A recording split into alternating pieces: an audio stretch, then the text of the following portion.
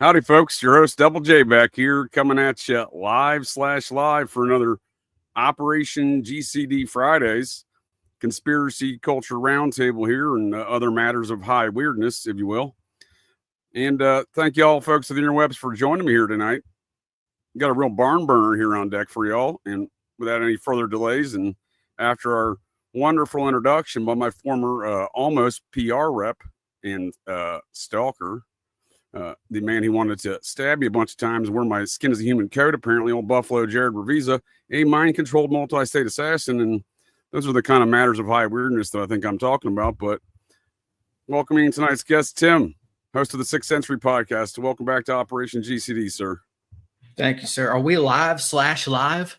We are live/live indeed, sir. Yes, indeed. I'm here for it, man. Thank you for joining me here again tonight, for joining me to get a little GCD, and you folks of the interwebs. I know we got a real barn burner on deck because we've linked up a few times here in recent weeks to talk matters of ancient history of America. And not only did I enjoy those conversations, sir, gotten a lot of good feedback from the folks of the interwebs. Yeah, absolutely, man. Same here. I know it's going to be good. I know it's going to be, as you say, like we're going to burn down the barn. We might burn down the whole farm tonight. We'll see how it goes because we are live/live and I'm ready to dive. Yes, sir. Let's do this, man. So you want me to plug my stuff real quick? Yes, sir. What's new with the 6th Century podcast since we've last spoke, or just generally speaking for folks of the interwebs who are unfamiliar, perhaps? Okay. I don't know if there's anything new, but I've just gone further down the rabbit hole. So maybe there's some new stuff in that regard where it's like, we're digging deep over there, man. We're going deep into stuff that a lot of folks haven't heard about before. Neither had I until I found them in the research. So I think what we're going to see over there in the coming months and years with my podcast is we're going to see you on the show some, of course. We're going to see Landon on the show some. So shout out to him. I know I just dropped an episode with him. And but what we're going to see is like more of these societies and secret societies that people necessarily haven't heard about. Like there's more in the Rolodex than what we've been told. We talk about Cosmos Club. Of course, you talk about the Society of Cincinnati, but also some of these other groups like the Brothers of the East or the Druze and and other Templar matters. So that's what's coming down the pike, I think, is, delving more into some of these secret societies and orders that just aren't talked about. No, I agree with you, sir. I think that's some solid work you do there, the 6th Century podcast. And I caught that at a recent show you did with Landon, the host of the Daily Dissonant podcast. And Landon, fellow West Virginian, and like that dude's style there, sharp fella, and he does some good work over there as well. So when y'all teamed up for some conversations, I thoroughly enjoyed that. And again, as I was mentioning to you before the show, I really relate to what y'all were saying there as far as how you got down kind of these rabbit holes, if you will, in your eye-opening experiences that were caused by your looking into the ancient history of America and the cover-ups and conspiracies therein, and then realizing there's a lot more of these cover-ups and conspiracies, around our whole culture and society, not just the mounds and ancient history of America. Yeah, it's a vast cover-up, and I'll tell people this right now, straight up, like getting into this. I had heard that there was a cover-up. I had heard that the Smithsonian was hiding things in a Vatican-esque type of way where they have their vaults and basements and locked corridors beneath the ground. I'd heard of all that, but I wasn't like sold on that. Now I'm sold on that because I've seen it for myself. You can't dive into it. It doesn't take long if you have in my opinion, if you're have a working rationale or what's the word I'm looking for? Basically, you can think for yourself. If you look in the mounds and the ancient history of North America and you can think for yourself, I don't think it's going to take you very long before you start to smell the cover up. No, for sure, dude. For sure. I think that's a very good takeaway from your recent conversation there as well. Is once you start realizing these things and you start applying those concepts that you realize that are being hidden, covered up with giant human skeletons in the Smithsonian. The mounds have been flooded in all these dam projects for years with taxpayer money and against court orders in some cases. It is these matters you can then apply those same concepts and salient characteristics and understandings to, realize there's a lot of other bullshit in this world that we're subjected to.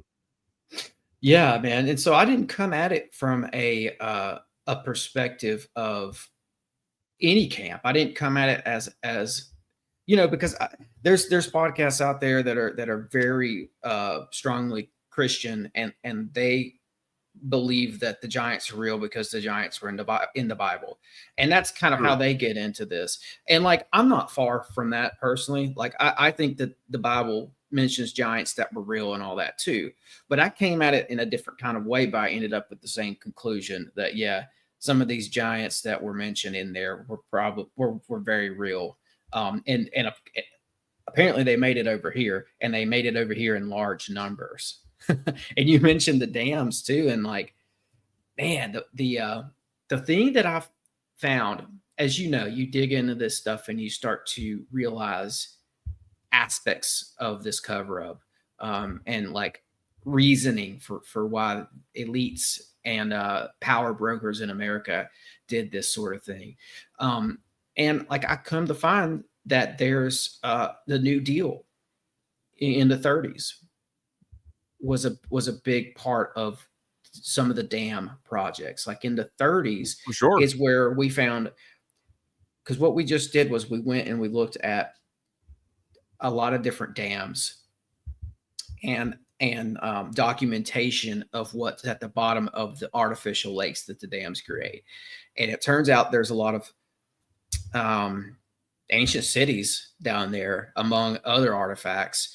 Yes, and we're like, okay, what's the deal here? So we looked into the dams, and we looked into the public works projects created by the New Deal that FDR rolled out in the 30s. They told everybody it was to help give Americans jobs, because it was the Great Depression.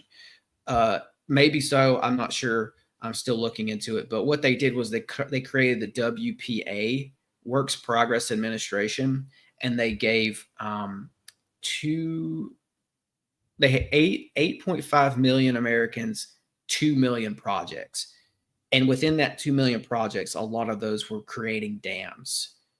And a lot of the dams that we looked at that have ancient cities at the bottom of the lake were created during this New Deal thing. Then it's like there was a second wave in the 70s where we found a couple dams that were created in 1979, I believe it was. So, and I don't remember, JJ, what was the East Fork Lake up in Cincinnati? Do you remember what year that was? Yes, sir. That was 1968. 70s. Now, you're making some great points, Tim, and I appreciate your analysis there, because this was an intentional effort by the quote-unquote Tennessee Valley Authority, this corporation set up to build these dams in coordination with the U.S. Army Corps of Engineers, and they got sued to stop the flooding and creation of a dam and flooding of this town and this mound right here. And it's now at the bottom of a lake called East Fork Lake. And they were sued in 1968, and an injunction issued by the court to stop it. And they said, "Go fuck yourselves. We're gonna build this dam anyway and flood this mound, right? This mound right here." So it's as a result of the Society of Cincinnati that we know this mound existed. Yeah. That's another group. I'm glad you brought up the Army Corps of Engineers is another group who basically perpetuated the creation of a lot of these dams. It wasn't all WPA and New Deal stuff. Some of that was quartered off to the Army Corps of Engineers to do. So I've seen that in the research a lot as well. I think it was part and parcel of the same project. So the Army Corps of Engineers were more of the operational aspect of that, with the administrative aspect being set up under the Tennessee Valley Authority. So, and it's not just Tennessee. So it's Mississippi, Alabama, Tennessee, Kentucky, Ohio, Illinois, Indiana, Iowa, Texas, you know what I mean? Missouri, or as they call it, Missouri, Arkansas, or as I call it, Arkansas. You know, these are the areas they all got flooded out with these dam projects, burying thousands of years of history in many instances. Oh yeah. I mean, the history that's at the bottom of some of these artificial lakes is mind-blowing. And I think if people realized that this is a real thing that's been perpetrated, I think it might be paradigm shifting for some people. And Oh, it absolutely is, man. I mean, it was for me. I mean, I think again, what I gathered from listening to you and Landon, it sounded like it was both paradigm shifting for both of y'all. yeah, it was, and it was a lot like the moment where I realized, oh, the giants were real. I just had to totally rethink history. And it wasn't just the giants were real. It was like I was finding out other things, like there was mass graves of little people found in Tennessee, and a guy named Barry Fell, who worked for either Harvard or Yale, had the clearance to go into a museum, or was it the University of Knoxville? I think it's the University of Knoxville. He had a clearance to go in there, and he actually found these small, like 18-inch, if I remember correctly, skeletons of these little people. And like, I even telling you that right now, I don't expect anybody to believe a word I just said because that sounds so ridiculous. Well, but we've been propagandized under this kind of crown history because again, we see the same time the Darwinian evolution is being rolled out, is the same time as these dinosaurs are being invented, is the same time all the colonists are uncovering all of these mounds across America. And a lot of it is through these secret societies you were talking about before. This is a good one from Jonah, the Oddfellows, right? So this is an Oddfellows cemetery near Cincinnati where it's built around a mound, an Edina mound. And that's not the only instance. It's just one example. And these secret societies, they do have an interesting history that is unknown. For example, the Oddfellows, a lot of folks like to blame the Masons for everything. I oftentimes like to blame the Oddfellows for a lot of things. For example, I know for a fact the Oddfellows kidnapped my grandfather, put him in their orphanage, and then stole all my family's property. So that I know for a fact. And that property had been in the Clan Vance since Abner Vance, the surveyor, back in 1790, had settled that area of south, what is now today Logan County region, southwestern West Virginia, the Tug Valley. Now, is this an esoteric order, or just more? Yeah, so they're. No, it's Freemasonry, but with if you're not, like, a lot of times, especially back in the 19th century, there was a lot of very much more so of the actual what do they call it? The actual stonemason Freemasons. They call it they have a name for it, like Orthodox, and sure. Practicing actual stonemasons who were Freemasons versus not, right? So these guys are more like, they split off of the Freemasons. No, because well, kind of, I guess, in a sense, they wanted to be Freemasons, but they weren't stonemasons operative. They have operative and non-operative orders of Freemasonry. The operative ones are stonemasons. These guys got to do the same thing, but with carpentry and other such trades, if you will. If you're an operative trade, they have the kind of non-operative and operative Oddfellows. They're very big still in Ohio, along with folks like the Knights of Pythias. Are you familiar with them? Yeah, we have we had a Knights of Pythias building here in Nashville that was sitting right next to a pyramid, a real pyramid, and right next to the Parthenon. The Parthenon's still there, pyramid's gone, Knights of Pythias building is gone. Although I think they may have actually did some sort of a moving, they undertook moving the building somewhere else. So I'm not sure but yeah, there was a Knights of Pythias building down here, right where all the weird stuff is. And a lot of that so you go outside of like Kentucky, Tennessee, Ohio, you don't really see the Oddfellows, you don't really see the Pythias. You do see more Freemasonry out west, but I think that's more related to the Mormon aspects of the settlement of the West. But you do see these kind of pockets of these occult orders, and where they still exist today, and I presume very much still run things. West Virginia, for example, Oddfellows, I argue, would still very much have control of those things, because again, I've tried to find some of those records down there, the property records, because again, I have the court records. The Oddfellows changed my grandfather. So my grandfolks, they were first cousins Vance, by the way. So I'm surprised they don't have web feet, recessed chin line, and a 70 IQ or sub 70 IQ. That's how inbred. My Appalachian tree's an Appalachian family pole, sir. Lacks the requisite branches to be called a tree. But my great grandfolks die 6 months apart, very mysterious circumstances. I argue murder. My grandfather was 16. They changed his birth certificate to 14 in order to put him and his younger sisters in the orphanage, the Oddfellows orphanage. He then had to represent himself in court in Logan County to get out. Just, to prove that he was of age to be an adult at 16 and they changed his birth certificate.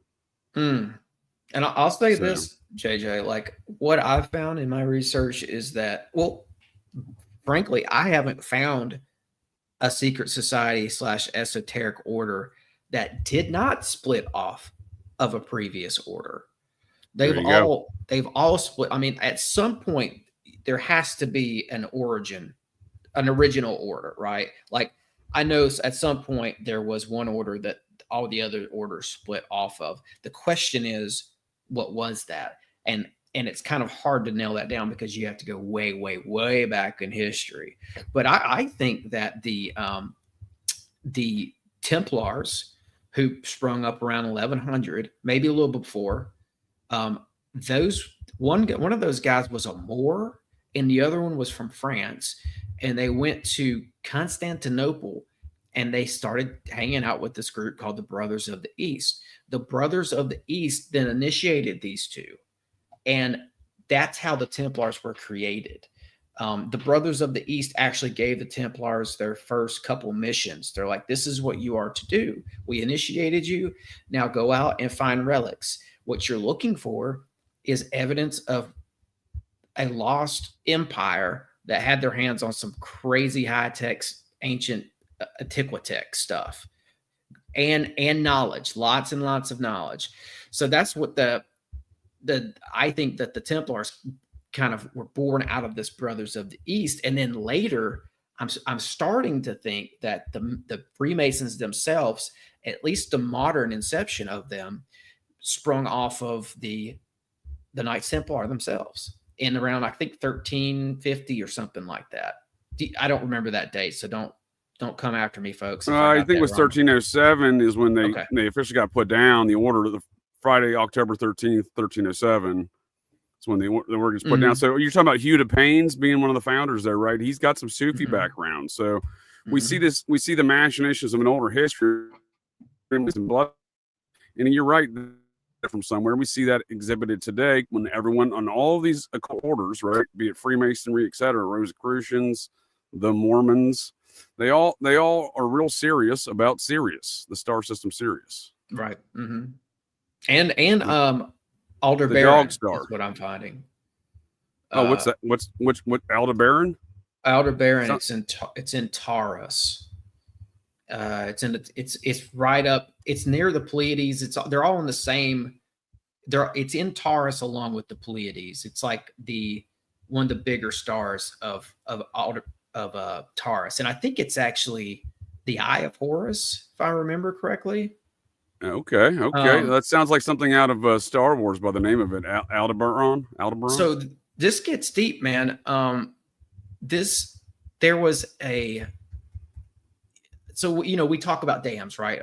The Hoover Dam was one I was looking at. It seems like that was built by occultists, and because they were aligning it with the stars, right? So I see the same thing with like the Vanderbilts in New York City, because what Vanderbilt was doing, he brought that. It's called Cleopatra's Needle. He brought that over. Oh, I've seen it. It's fascinating. It's Egyptian occult cosmology, but it goes back to older. Well, can you explain what it is? What Cleopatra's Needle is? It's a very fascinating artifact that even folks in Manhattan don't realize is there. Well, I'll let you do that. What I was going to say is I was going to tell you about the I could tell you what I think it is, but I think it's in a line with two other obelisks. And I think what he was doing was making the layout of the city a temple to Osiris. They brought it over. They put it. They brought the Cleopatra's Needle over, and he picked the spot where he wanted it so it would align with General Worth Square and St. Paul's Chapel, and that made the alignment. And it reflects the belt stars of Orion, which is Osiris, the god of resurrection to the Egyptians. So Vanderbilt knew exactly what he was doing. There's also association with this layout and alignment with Isis. Isis is Sirius, okay? And there's also an alignment to this, what I call Alphatari Aldebaran, or you'll see it called both, but I'm just putting them all together, making the mashup. Aldebaran, there's an alignment there, which that is the Eye of Horus, right? So Aldebaran,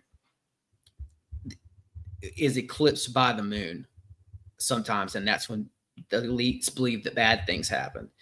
When Aldebaran is over the moon, they believe good things happen. So you put that startup, that new company that you want to start, you do it when Aldebaran is above the moon, not eclipsed by the moon, right?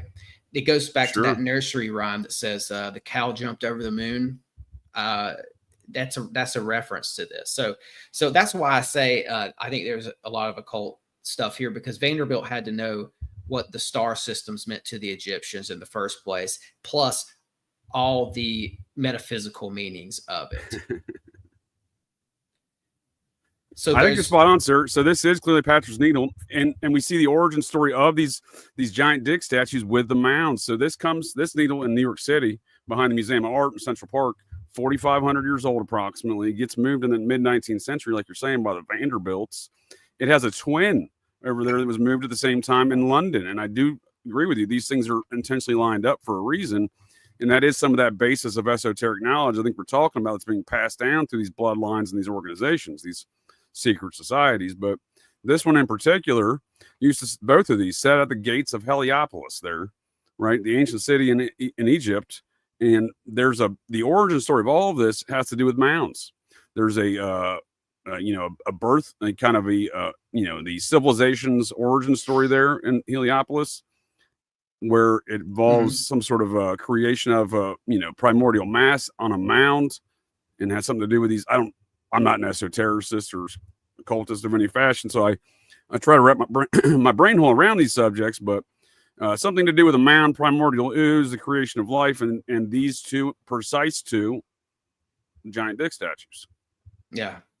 And I think also this idea of creating a reflective map of the stars. I think Baghdad was a good example of this. In fact, I think a lot of these older orders, you brought up Sufism. I'm glad you did, because I think that's really key to this.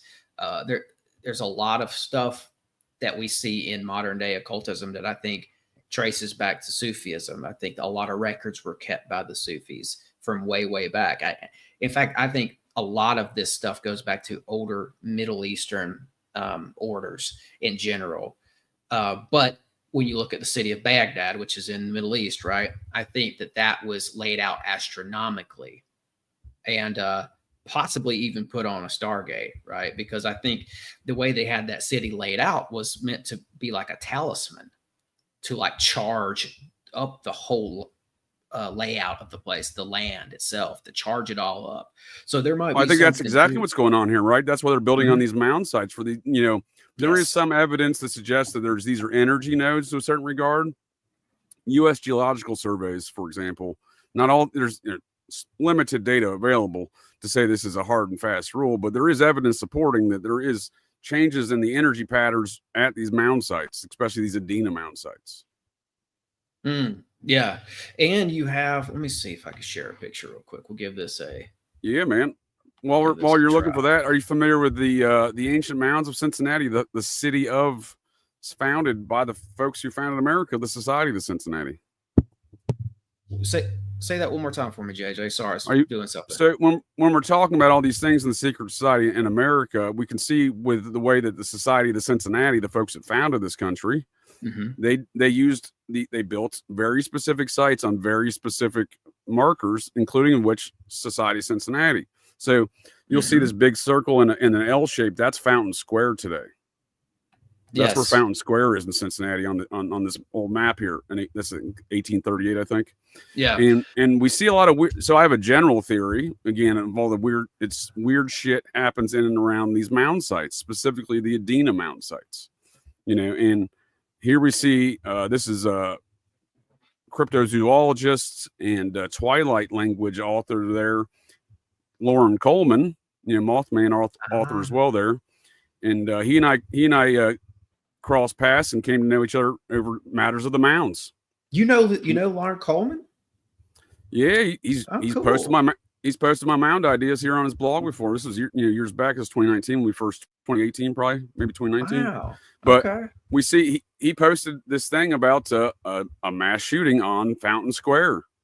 And again, I know folks want to go crazy about something, I don't disagree. Some of those are, not real, but this one was real. Right. In fact, I knew one of the victims. So, not only that, it falls into that whole category of weird shit happens in and around Mounds. It's not just weird murders, but, cryptozoology again. He's also picked on their cryptozoologist again. He's picked up on the fact that Mothman, Dogman, Octopus Man in Cincinnati, Badger Man in Cincinnati, Frog Man in Cincinnati, all of these things are seen on mounds. Mound sites. In fact, I'd like to do something more on this in the future, like I don't know what to call it, but basically all the occult ties to the land itself as it pertains to mound sites, especially, and just all the ancient sites over here, and how there's like an occult presence still to this day lingering around with this stuff. And it's definitely directly tied in with the cryptids as well. I had for sure, dude. For sure. Fritz Zimmerman came on my show.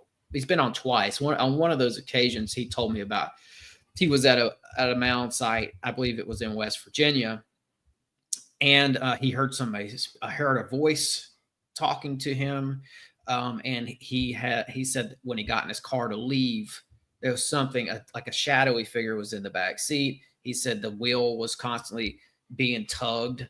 The car was trying to like drive. Somebody was like, it's almost as if somebody was like tugging on the wheel. He had all this crazy stuff happen to him. And when he left the mound site, all that stuff finally stopped happening to him. So yeah, dude, it's weird shit, man. I'm telling you, I really don't have a great way to explain it, right? But other than just saying that, weird shit happens in around mound sites. I mean, I've experienced it. I've seen it. You know what I mean? I know these things from experience, not just because I like to say these things. You know what I mean? Like, yeah. For example, the connection is there, man. The connection's there. And like real quick, like, yeah, the Turner Group mounds. I have the Peabody Museum. I have part of the Peabody Museum study of the Turner Group mounds. And it includes diagrams of the mounds that are now beneath downtown Cincinnati. Yes, sir. They literally built the city on top of an old mound site, plus I think temple site. I just think it was an ancient city all the way around. And I think that it goes back to the 4 ancient people from 900 AD who lived in Cincinnati until we took the region over. But if you look at them and look into their legends and lore, they say that they didn't build the mounds there or any of the other things there. They said they moved into the city that was built by giants. Well, there you go. And I'm glad that's a good point. That's because when we're looking at specifically the Turner earthwork site, so that's of the middle woodland period based upon all evidence. So that is these later cultures of the mound builders building on top of the sites that the giants built, the Adena mounds. Mm-hmm. Yep. Good call. And I think there's, going back to the Cirrus and Aldebaran and all that, I do think, and I won't go too far down this today, but I do think there's some goddess worship involved here as well. And I think the elites have tapped into that some. Were we able to pull up this picture that I have? Do you see that? Oh yeah. Hold on, give me 1 second. Okay. I'll share with you a weird, an incident of high weirdness that occurred after you look at your picture here. That occurred at Serpent Mound. I think it was the summer solstice 2 years ago. So I was up there I had done a number of eating a large volume of fungus, and I was hanging out there with Recluse, host of the farm. We were on an adventure also with another associate of ours, Ed. And Ed was not eating the fungus that day, and my associate, my dude, Dr. Inferno, as well, was with us. Ed was the sober driver, and I got us lost there on the way out. We ended up here with the Knights of Pythias incident, but it exemplifies my points of, you can't even expect it when you're on mound sites. Some weird shit's going to go down. But we'll get into that in a second. What do you got here on this this image? All right. This is one of the pictures taken from some of the Vanderbilt parties. These are some of the Vanderbilt women, and what they did was the Vanderbilt women would have these big lavish parties, sort of like they were socialites, right? And they throw these big parties, and they would dress up as goddesses. And this is one such case, right? And what's interesting about this is you've got doves in another image, and then you've got this Statue of Liberty pose here. So actually, I was going to say that reminds me a lot of the old original Statue of Liberty wearing the Finnegan crap, or the Finnegan crap, the I can never pronounce that word. Finnegan cap. There we go. So the Liberty cap, right? Right. So here we have one of the other Vanderbilt ladies holding doves, and doves are Ishtar. Doves are associated with Ishtar and Venus, because Ishtar Inanna is Venus. And you have, if you want to go back to Aldebaran, the Pleiades, and just that whole Taurus constellation, it's ruled by Venus. So it's got these Ishtar goddess. If you go back to this, well, actually Columbia, right? The District of Columbia, right? Columbia, or Columbi, is Latin for dove. I was going to say, yep, exactly. And that's what we see with Christopher Columbus being represented by the dove. And so you've got also Columbia Pictures, right? The Hollywood film production company, they have a Columbia that's making this same pose, right? And then absolutely, also, dude. And we see it with Columbia Records, right? Yeah. CBS, right? And also Columbia University, which used to be King's College, right? That was changed to Columbia after the creation of America. And also you have the Statue of Liberty doing a similar pose. Well, this is very much similar to what we see on the Statue of Liberty. Now, if you look at the statue on the top of U.S. Congress building, right? We see almost the identical thing with the bird and the hat situation, right? Yeah. And I don't know if this will come up today, but star forts, the base of the Statue of Liberty is a star fort. My supposition is that they probably built that / placed the Statue of Liberty on top of an older site that was a star fort. There's a couple of them there in the New York area, in the Bay there. So I think all this is linked to star forts. In fact, that alignment that I was showing you with Cleopatra's Needle, St. Paul's, and General Worth Square, that also aligns with Castle Clinton, which is an old star fort at the tip of Manhattan. It's aligned with Cleopatra's Needle, man. Like this stuff gets crazy, JJ. Is it named after the Clintons of the New York chapter of the Society of Cincinnati, DeWitt Clinton and his brother Alexander? That's a good question. I'm not sure. If you look at this picture though here, this is another star fort that's right across from Manhattan. You can see that, right? That's clearly a star fort. No, I mean, I've been there, dude. It looks older than what they claim it is too. That too. That's what I'm kind of getting at here. All these, Castle Clinton is over here in this area. And it's been pretty much turned into this circular thing. At some point it was a star fort though. I saw it on older maps as a star fort. And then out of picture here, of course, you have the Statue of Liberty. And I think, of course, she's also on top of an older star fort. And it's like you say, man, I think that these forts are much, much older than they're telling us. And I do think that probably New York itself was an ancient city. I know it used to be called New Amsterdam. I think it was probably something before that. And these forts have been part of the landscape for who knows how long, millennia even. Oh, dude, for sure, dude. I think you're spot on your analysis there, sir. When you're done with some of these pictures, I got a couple things to share with you in response to what you're saying to you can further exhibit your points. We'll go ahead and I'll stop share. But no worries. I think you're making some great points there. Again, we see the evidence of it being an ancient civilization with the mounds, with some of these structures, and we see another one that's often written off as something else today, and was likely a Knights Templar rectory, one of their religious houses, and that's now it's the Newport Tower. Now we're told this was Benedict Arnold's great grandfather built this as a windmill. So again, we're back to the Society of Cincinnati with Benedict Arnold. Yeah, can I say real quick? Just to add into what you're saying here, Venus we talked about Venus, right? Venus is important to the Templars for navigating, Yes, sir. for alignments as well. And so this has a Venus alignment in it right here. Yes, sir. There you go. There you go. There you I've go. seen it. I've been to this tower fort to see that Venus alignment and the solstice alignments there. Mm-hmm. You can see the little windows here built into the structure. So it's a round structure. It used to have a, I'll bring up the actual what the Templars built this as. It's the same construction, but you'll see this is the same. It's the same. Yeah. See all these little ports there? These are all for alignments, right? For different days. See all these ports? Mm-hmm. So that way, when you're in here, the light shines on the egg underneath the archway on the Venus alignment, specifically inside here. See this one right here? This little cornerstone on the archway or whatever. It's an egg shape. So it's literally symbolic of this whole, again, kind of ancient sex cult, right? An ancient sex cult, because they're venerating aspects of procreation.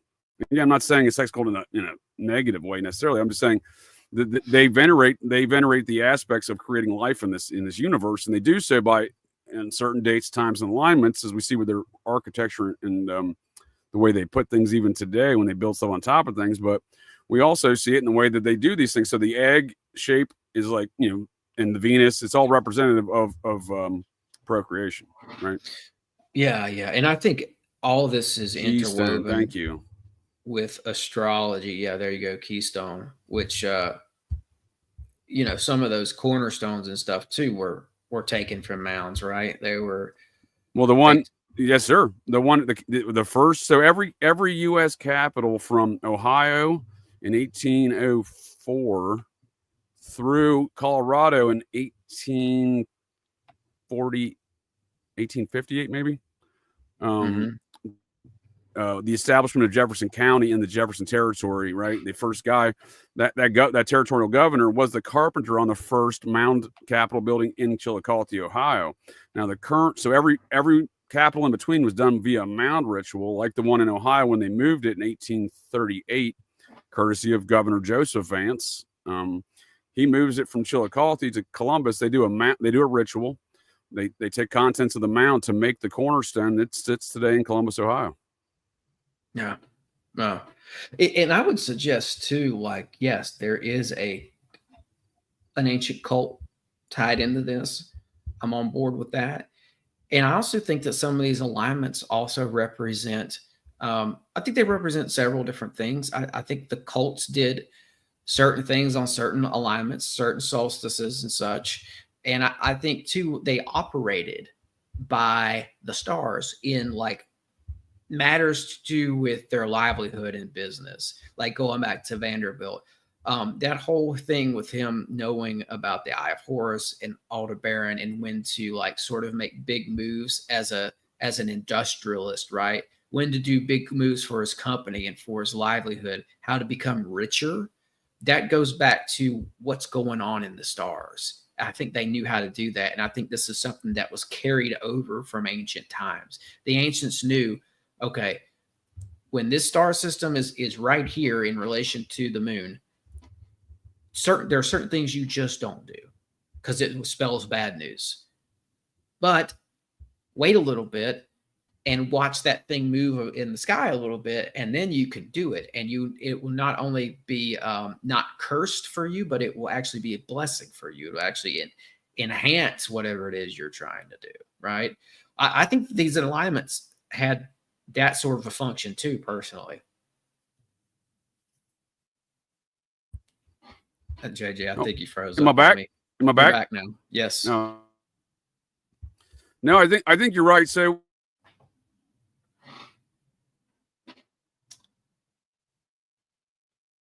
froze up. Families who don't have representation. Oh, am I back? Hey, yes. Start whatever you said over again because I didn't catch any of it. When you're talking about Cornelius Vanderbilt moving that giant dick statue, right, and setting things up on these alignments and this esoteric understanding and knowledge. Well, we see even folks like the Vanderbilts or the Astors who don't have necessarily original membership in the Society of Cincinnati. They're wealthy folks who came into this New Amsterdam, New York area, both families, and married into those society families, right? So we see Cornelius Vanderbilt may have in fact been a hereditary member via his mother and her father, Mm-hmm. So, and the same things go on in those Astor lines. They married into the Van Schulers, the Van Cortlands, right? These notable families of the founding families of New Amsterdam. But speaking of New Amsterdam, we see this thing allegedly built by the French. This is Fort Ticonderoga. Okay. I've got another fort. I'll show you familiar in a with second. this? No, tell me about it. But in a second, I do want to show you another fort associated with New Amsterdam. But go ahead. Yes, sir. This sits at the mouth of the entranceway so the St. Lawrence River comes in from the Atlantic Ocean, right? Yes, dude. Yes. And then it goes through Lake Champlain. And before you can get to the Hudson River Valley, you have to go through this port area from Lake Champlain and Lake George.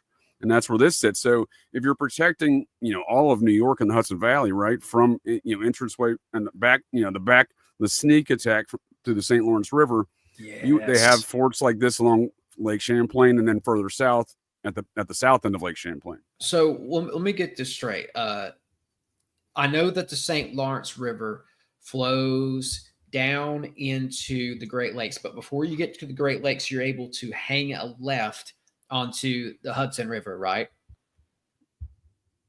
Okay. And then you keep going, and that's where it turns into the Potomac. Kind of. You got to go through Lake Champlain, then Lake George, and then it gets to the Hudson. I'll bring up a map. Yeah, but I've heard, and actually in my research, I think that the Templars knew about this way back before Columbus, and the Greeks did as well. I think the Greeks, the Templars may have got this from the Greeks in the first place, like going back to that Templar lineage that we talked about earlier. Like, I think that the Templars were a branch off of this Brothers of the East, right? That was done in Constantinople, in Turkey, Istanbul. But the Brothers of the East originally came from Greece. And the Greeks knew, according to Plutarch, the Greeks knew that you could come over here to this continent. They knew it was here, and you could hit the St. Lawrence River, and they knew you could sail down into the Great Lakes. So if they knew this as far back as Plutarch, then perhaps the Templars got their maps from them, and that's where you see the Templars coming down the St. Lawrence and coming into the Hudson, right? And hiding stuff. We know they created vaults, and there's even a talk of there being an old temple on top of Hunter Mountain, which is right off of the Hudson River as well. What's the name of that mountain? Hunter Mountain. Can you pull that map up though one more time, bro? I want to make sure that. Yeah, I don't know that mountain. Yeah. So let's show people where they would jump off the St. Lawrence. Yeah, dude, you go up here. So we see, when you're saying that these folks learned of these things, they absolutely did.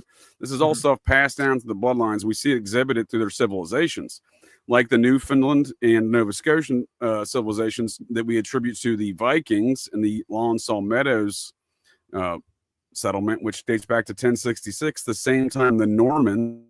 They're no longer Vikings. They're now Christian. They married into the Norses. The Norse families and the Normans of Normandy became the Christianized later, the Vikings and the Normans. So we see the same bloodlines being passed down. For example, I'm, in my distant lineage, according to all documentation, the clan Vance is descended, along with William the Conqueror, from King Rolle, Rolle, the first king there of the Christianized Vikings in Normandy. And we see two Vance lieutenants that accompany their cousin. They were born in the same castle there in Normandy, their cousin William the Conqueror, in the Norman invasion of 1066 in the UK. But we don't recognize they came to North America in that Lawn-Saw Meadows and set up shop there too. So we see these things getting passed down through these bloodlines and understanding. I do think they were trying to keep this very much hidden from the crown for many years, which is what we still go on today, in my opinion, these same kind of disputes. But we do see that whole settlement up there at the mouth of the St. Lawrence. So they've been here for a long time, and these families were just passing these things down. And we can see it in the native culture, right? They weren't murdering the natives.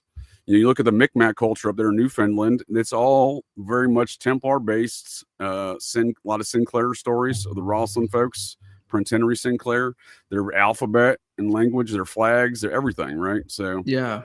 So we see that up here where they have a settlement for 1,000 plus years, right? According to agreed. And I'm saying I think it goes back even further. Now, once you get down to St. Lawrence, where's that jump off point that will take you down to New York City? So we see all of these ancient, again, not Viking, but Norman civilizations all through here, right? Nova Scotia up to Newfoundland, right? This is that Lonsall Meadows is like right here, I believe. So we see this is the Gulf of St. Lawrence. And then you come in St. Lawrence, you go past Montreal. And once you get to Montreal, you get to, well, hold on. My computer's being dumb. You can go to the Great Lakes right here, or you can, right here, see, to Lake Ontario, or you can hang south here to Lake Champlain. And then Lake Champlain, in between Lake Champlain and Lake George, you get Fort Ticonderoga. But they have a couple forts up here too. They're just not as elaborate as Ticonderoga because that's like the last stop, right? You have to go through there to get to the Hudson Valley by water. And you see that right here with this through point. See this choke point here before you get to Lake George and then on into the Hudson River right here. Maybe we should put in Hunter Mountain so I could show you where that's at. Yep.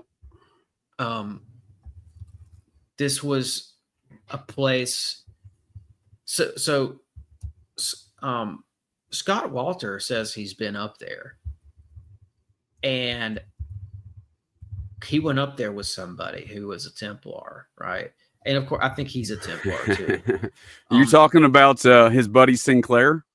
I don't know who the guy's name was. But he runs around with a descendant from the Rosalind Sinclairs of the Templars, right? And you think that's who it was? I think is a member of Clan Vance, old vulture there. I do think it was that guy who was. Would you say he's a Sinclair? Yes, sir. Yeah, so, General Arthur Sinclair was the last executive of the Continental Congress. Close associate with George Washington. He was the guy in charge of the Northwest expansion through the Society's city of Cincinnati. And he's a descendant from the Rosalind Sinclairs. So we see these same powerful folks within the Templars descendants, the Norse and Normans, the Vikings, Normans, right? Templars, Society, Jacobites, Huguenots, right? And then Society of Cincinnati, even the French side. So all the French side of the society are all the Protestant Huguenot families, and all the other ones, the Scots and the Irish and the Welsh and the British Protestants are all the Jacobite families that became from the Templars down to the Society of Cincinnati. So we can almost call them the modern day Templars when we talk about the Society of Cincinnati, really. So from what I understand, what they did here was they came down through Plattsburgh, Lake Placid and all that, come down to Hudson, and the Templars knew Plattsburgh is the opposite side of Burlington. That's Lake Champlain. Okay, well, either way, you see where Hunter Mountain is, and you see how close that is to Hudson, right? So it looks like you come down through Lake George there, down the Hudson River Valley, and you get to Hudson in the Catskills, Socrates area. So we're almost to the point. Yeah, we're almost to the point where the Society of Cincinnati started. So the society starts, there's Hunter Mountain. Yeah. The society starts on a cabin on a mound site right here. Right where? Right there. Where your cursor is above Hudson? Yeah, hold on one second. I'll bring it up. It's in Fishkill. If it's as close to Hunter Mountain as I think, this is not a coincidence, JJ. No, well, that's what I'm saying, dude. You're getting into heavy society territory. This is literally where they said that the ancient Templars would get out of the boat and hike up Hunter Mountain. And they said it's not on Hunter Mountain, it's one of the surrounding, it's right there in that area, because they didn't want to give out the exact location. So they're saying it was roughly near Hunter Mountain. They would hike up there, and there was a temple up there. And there were priestesses running the place. And they had stored away, hidden in like vaults in this mountain, scrolls. Yeah. So that's the whole thing. Scott Walter's buddy, who's a Templar, had somehow got a hold of one of these scrolls, and it gave them directions to this place. That's how they knew about it. So they went and there's a lecture on YouTube where Scott Walters talking about going up there and saying, yeah, sure enough, there were ancient ruins up there of this place. Well, that's interesting. So we're 66 miles from the onset of where it was started to Hunter Mountain, and it makes a lot of sense because, again, when I'm saying, things being passed down the bloodlines like maps and stuff, because how else do you think these folks found out how to be such great surveyors, mathematicians, and how they learned how to read the sky and the astronomy? Because you have to do all of those things in order to map and survey and traverse land. Yeah.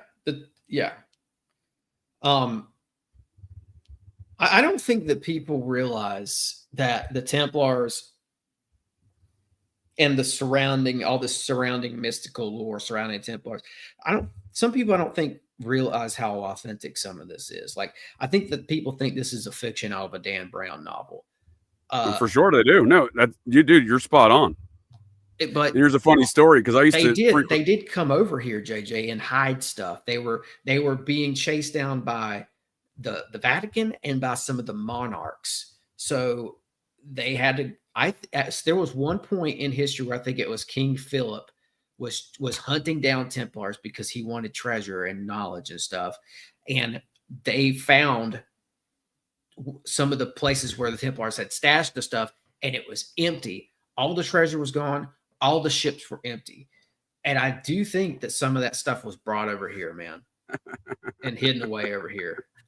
This guy's hilarious. I call him Bill. He might be an AI CIA bot. It's Bill Colby's number one ball washer. Everything I say on here is a hoax or wrong or something like that. Okay. Despite the evidence, it's whatever. But I appreciate our channel's dedication. It keeps me motivated.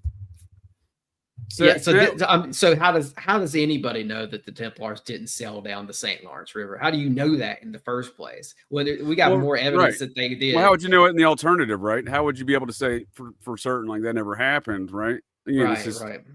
It's not an opinion based on evidence. It's opinion based on butthurtedness, I think. Yeah. Like how do you even substantiate that? Oh, they never came over here. What?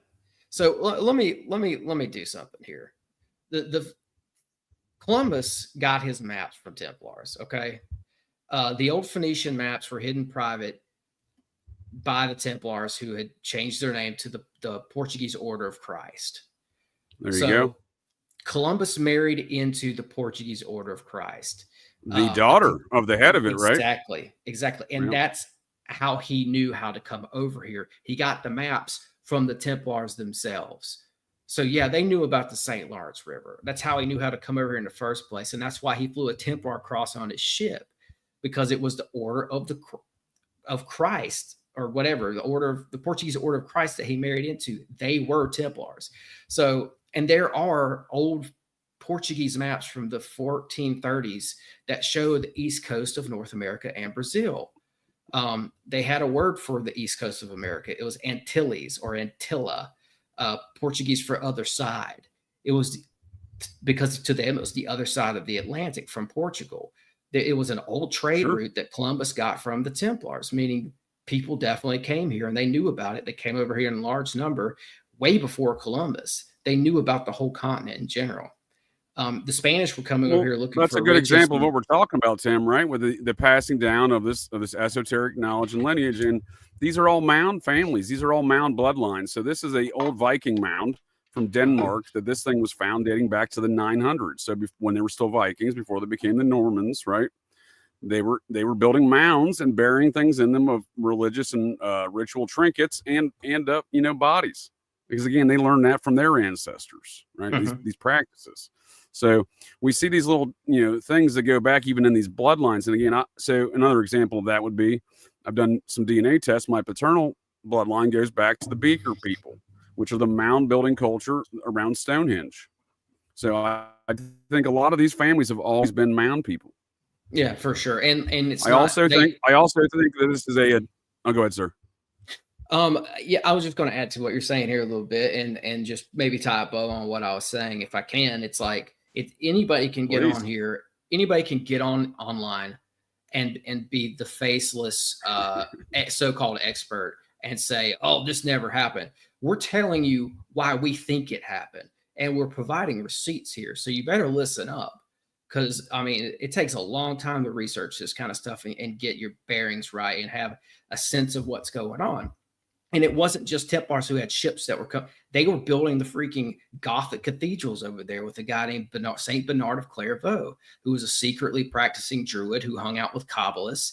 And that's how the Templars built the cathedrals, which are just, speaking of Dan Brown stuff, this is the real life Dan Brown situation where they were encoding clues to the ancient mysteries and the maps and everything else into the walls of the cathedrals themselves. They hid alchemical secrets in the walls. If you look at Rosslyn Chapel, there's maize on the wall, corn. There's what do they call it? Cacti. Trying to remember the specific type of cacti. There's stuff that's only found in North America on the walls of Rosslyn Chapel. There's a 3-leafed flower on the walls there, and up top of Rosslyn Chapel you have Mayan pyramids. How did they know about that? Because they were coming over here, and they were. Well, how did they know any of this stuff, man?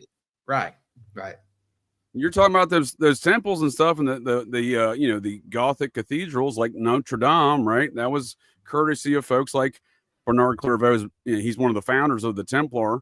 It's one of his associates who was the treasurer for Clairvaux. He was the guy that is credited with starting the Notre Dame Cathedral. And we see these matters of this efforts against these same bloodlines today, I would argue, because we see that president of France, that secret Rothschild guy, Emmanuel Macron, who's actually apparently married to his father, husband, wife. Well, we see those folks, the father, husband, wife, wanted to not put a giant dick statue in the form of an obelisk on top of Notre Dame when they reopened it. She wanted to put an actual golden phallus, a giant actual golden dick and balls. That's a true story. Mm-hmm. But we see a science and technology that these folks knew with this cymatics, right, within these cathedrals, right? Mm-hmm. And I'll tell you something else, man. Like I said, I think I alluded to this. I think the Templars were and probably still are resonance too. That's another great point. Like there's a lot of crazy, like the Rose Circle, there's a lot of crazy like frequency and resonance stuff with these cathedrals too, like down to the bells. I think there was a science involved with using the bells and sending a frequency over the mountains and far, far away to the next village where you could connect frequencies with bells and stuff like that. But I think going back to this war I alluded to, I think this is telling in a lot of ways. I think that these Templars were engaged in a war with the Vatican and some of the monarchs, like King Philip, aka some of the royal families, because that seems to be part of what this country right now is all about. Freedom 100%. from all it's that. The same thing. It's the exact same thing. Same thing, man. And when you see 100%. Vanderbilt bringing Egyptian obelisks, making alignments with old churches and old castles that are older than they tell us, and are associated with groups like the Society of Cincinnati and everybody else. It's a big club of insiders. That's what this is all about. These guys who came in here and started running shop in this country later on, like the Vanderbilts, are tuned in. They're a part of the club. I'm not saying they're all Templars, but he was definitely a Mason. And like I said, I think the Masons broke off from the Templars in the first place. So that would be Vanderbilt's involvement if we want to put a bow on that. Right? No, you're right. I argue there's a faction. There has been since the onset of this country of an anti-liberty and liberty faction within the society.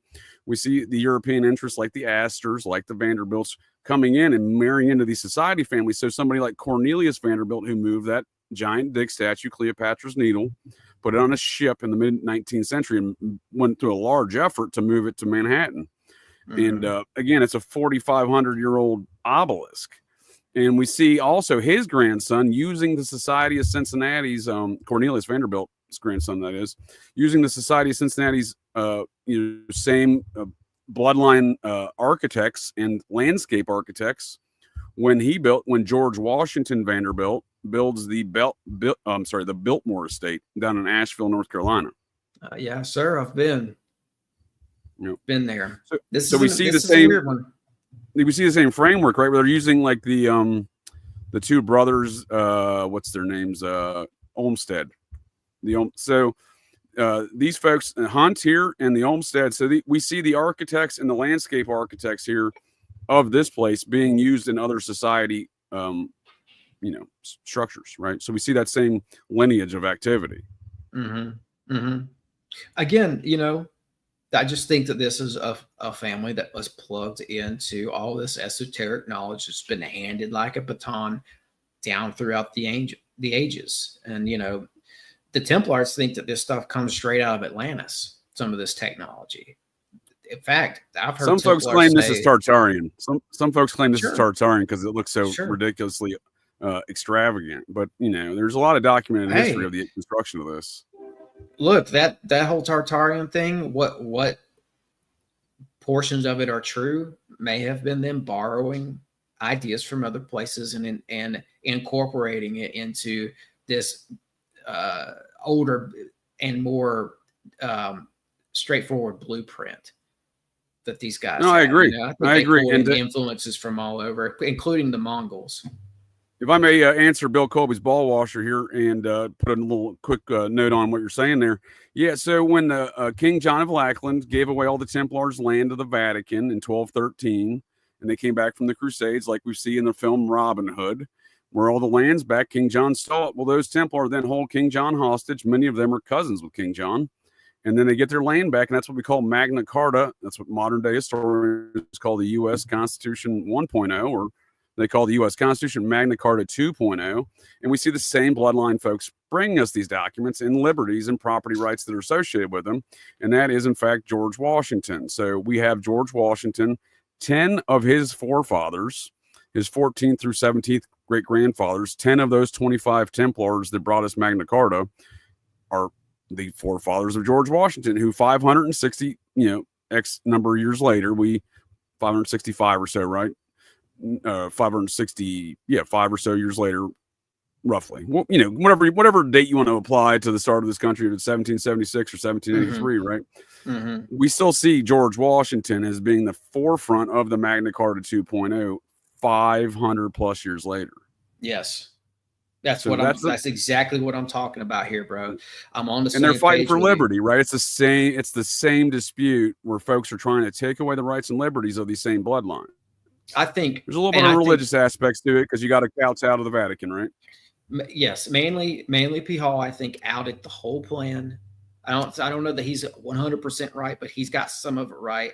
And according to him, it was a plan. He said that the occultists believe it was man's destiny to set aside land for a global empire of the West that would become America. It represented a philosophical occult utopia to them. It's reminiscent of Atlantis. It's an idea born in the shadow of the fallen civilization of Atlantis to them. Whether or not you believe Atlantis was a thing or not doesn't matter.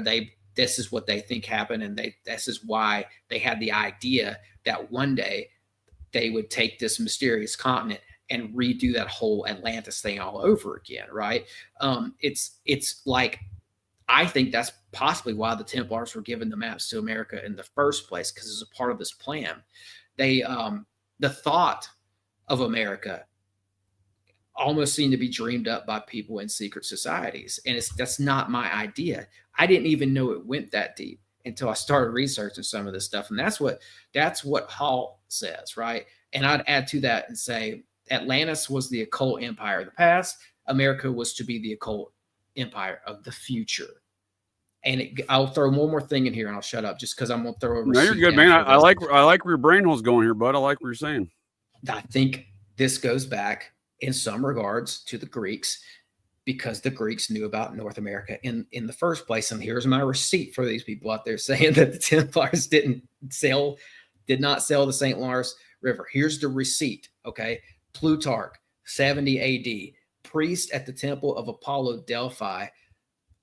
Some might call him an occultist. I would. According to his writings, they knew about the St. Lawrence River, and they knew they could sail down to it and get to the Great Lakes. They knew about the region in general. They knew that there was a Western continent of great size, and they even said the word they used was, it's blessed. They said, it's blessed, right? So... No, dude, I think you're spot on, dude. I mean, the only thing I would say in response to that. And it's the same word that, I'm sorry, it's the same word, that word blessed is the Blessed Isles. It's the same word Nostradamus would use later when he talked about America. Go ahead, JJ. Sorry. Sure. No, all you're saying is great stuff there, Tim. I like your brain holes that, because the only thing I would say on top of that is, and maybe look at it from a different perspective. Maybe America came first. Maybe this is the reestablishment of those same enterprises, of the same vast body of knowledge that we see exemplified with these chapels in the cymatics, with their vast understanding of astronomy, right? And which you have to navigate the seas and survey these mounds. So this mound right here, you'll see in the city of Cincinnati. Go ahead. It was a reestablishment, JJ. I agree with that. And let me just say one more thing, man. I promise I'll stop here. But you're good, man. I think this is how you get books like Sir Francis Bacon's New Atlantis. He was a Templar. He was passing along the info that the Templars believed came from Atlantis and would be used to reestablish a new empire in this Western hemisphere, right? Thus, he calls it the New Atlantis. I think that the Atlantis part was a Templar thing in general, and this is what America represented to them. Honestly, I don't disagree, dude. There's a lot of evidence to support that. And who was Francis Bacon, right? Well, I know he was in royal court with John Dee. He may have been Shakespeare. So you see how some of these guys who represent some of these orders, you see how big of an influence they have over the time and in history in general. There was major influence coming out of these represented orders. And John Dee himself starts the British Empire, helped start the British Empire. That's how big these guys were, how important they were. Well, let's ruminate on that question you asked for a second. Who is Francis Bacon? So we see this early onset. Again, you're right. He's of the Templar heritage. We see this early onset. He's responsible for a lot of this, Nova Scotian settlements, right? Or New Scotland, right? So he's an associate of King James, of the Bible fame, right? And he's, again, they're at war with the Vatican. King James those are the Jacobites. Remember, I was just saying these are the folks of the Templar heritage that then go on, because King James has got that Mary Queen of Scots heritage, right? So we see them going on through and becoming the Society of Cincinnati. And for example, just relative to Clay and Vance, so the man who would be the ambassador for King James and knew Francis Bacon as well, a man by the name of Sir Patrick Vance of Barnbark, the Clan Vance of Barnbark. That's, on paper, that's my paternal ancestor there. I would argue otherwise, but nonetheless, because Abner Vance is in all likely probability the son of George and Martha Washington. But nonetheless, if you go back to Clan Vance there, Patrick Vance would have been his third great grandfather, Abner's, and he was the man who brokered the marriage between, again, another Templar royal family in bloodlines up there with Queen Anne of Norway, or Queen Margaret. I forget which one. I think it was Queen Anne. I think he tried to initially set it up with a sister, but she said no, and then he got the 13-year-old to go marry the king. So I don't know how these things go down, but nonetheless, we see this epicenter of activity, and we see Clan Vance fighting in those Jacobite wars. In fact, two Clan Vance ancestors of mine would die in those Jacobite wars before coming to America and starting being all around the Society of Cincinnati. And involved in it, right? So again, we get Joseph Vance, who brings us the first free city in America, Washington, PA. We see his son moving that first. His son, Joseph Vance Jr., is the man who moves that capital from Chillicothe to Columbus in the Mound ritual. We see David Vance. That would be Joseph Vance's senior's first cousin. We see David Vance. He's the captain, Society of Cincinnati chapter out of North Carolina. He's the guy who's a delegate to start the state of North Carolina in 1789. His grandson, just to show the lineage here, right? So we have the initial officers. His grandson, Zebulon Vance, General, Confederate Army, Civil War, two-time governor of North Carolina and U.S. Senator from North Carolina. So we see how these things go on back to the era of Francis Bacon, on to the New World, which he was a major figure in. Yes. And I would just add to that and say, yeah, I think that these guys represented this order. In fact, I should just, for the sake of this conversation, maybe I'll just call it the order, right? And I'm referring to the order that the Templars branched off of, and probably the Freemasons. It probably just goes back to older orders. We talked about that. I think Francis Bacon was a representative of the order, and 150 years after him, men from the order start the country. Ben Franklin, Lafayette, Thomas Jefferson, Washington, Bacon never came to America, but you could see his influence living on through these guys. They acted out the long-standing blueprints of this order, in my opinion, right? And let's not forget, Lafayette, Washington, Jefferson were in correspondence with, I would call them occultist handlers, guys like Franz Mesmer. During the creation of this country, they were, they were exchanging letters with guys like Mesmer. I would say that those are sort of like their occult handlers during this process, right? There does appear to be a hidden faction with some of these guys, like the dark figure who was said to accompany Christopher Columbus on that voyage. Well, that's a good point. That's a salient characteristic to focus on as well, Tim, because when I was saying that there's a religious aspect to all this, not just the liberty covers a lot of things, rights, property, and religion. So we see all of these families and bloodlines over time being put down by the Vatican for not subscribing to the Vatican's religion, or the approved religion before that with Mithras or whatever the Romans were pushing, the state religion. So we see all of these over time. We see all of these occultic or pagans, or whatever you want to call these families of these other religions, if you will. Again, I'm not an occultist. I'm formerly a ceremonial magician, ancient alien cargo occultist, I guess, from the Mormons, but love it. Hey, Mithras, man, that goes back to the goddess worship too. We talked about. There you go. That's what I'm saying. So that's what we see. We see the paternal. You have to. Again, the patriarchal religions of the Vatican and Rome fighting against the Venus worship, right? The goddess worship. And again, we see it. Look at the top of the Capitol. Like I said, we see that same figure to the Statue of Freedom, right? That's what Venus is. That's the goddess worship, right? Yeah, I think the church rebranded it. I don't think they could stomp it all out, so they had to integrate and rebrand it. And like I would argue that the bigger goddess of the time back in the Middle East, thousands of years BC, was this Ishtar and Nana character. And I think over time, this cult of Mithra formed out of what was Ishtar cult stuff. And then there's evidence to suggest that over time, Mithra was kind of molded by the Catholic Church into the what do they call her? The Queen of Heaven. And then they started calling her Mary. And it's like, so today, what you see, there's all kinds of symbolic stuff with Mary, the Queen of Heaven, that was once Ishtar stuff. Like for sure, dude. Like the look doves. At the weird fish hat that the Pope wears, right? Yeah. So I'm with you, man. I think that they couldn't stomp it all out, so they had to adopt it and then rename it. And they're calling it Mary now. No, that's exactly what goes on. You can find that in some of the old Christian, And I apologize churches.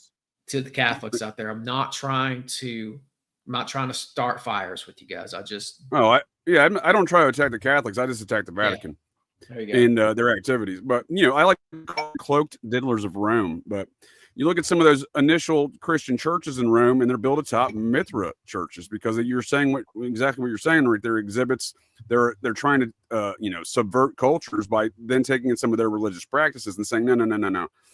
You worship the Caesar now. You all got it wrong.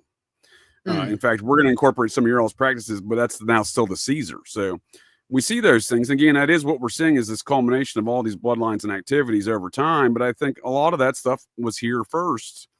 And I like where you're at with the Ishtar stuff. If you can put a pin in that for 1 second, sir. And I just want to take a quick intermission. Yes.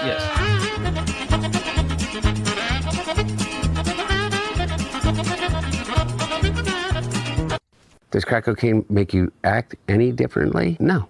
Is it safer than alcohol? Probably. People think of crack as being dirty. It's the exact opposite. Cocaine is a hell of a drug. Well, the only difference between crack cocaine and cocaine is sodium bicarbonate and water and heat, literally. That's it. And those things are pretty much free if you go to like a science store. This is free. You can go to your neighborhood convenience store and just get. Anyway, I don't want to tell people how to make crack cocaine, but it literally is a mayonnaise jar of cocaine and baking soda. Cocaine is a hell of a drug. When you make crack, what you're doing is you're burning off all the impurities so that it combines with the sodium bicarbonate, which makes it smokable. That's all. you know, all of these actors and, you know, people in the past that talked about they had a problem with cocaine and freebasing. They were smoking crack. Cocaine's a hell of a drug. Anyway, my point about it, that your point about it, which I think is true, is that there's a thing about crack. Cocaine's a hell of a drug.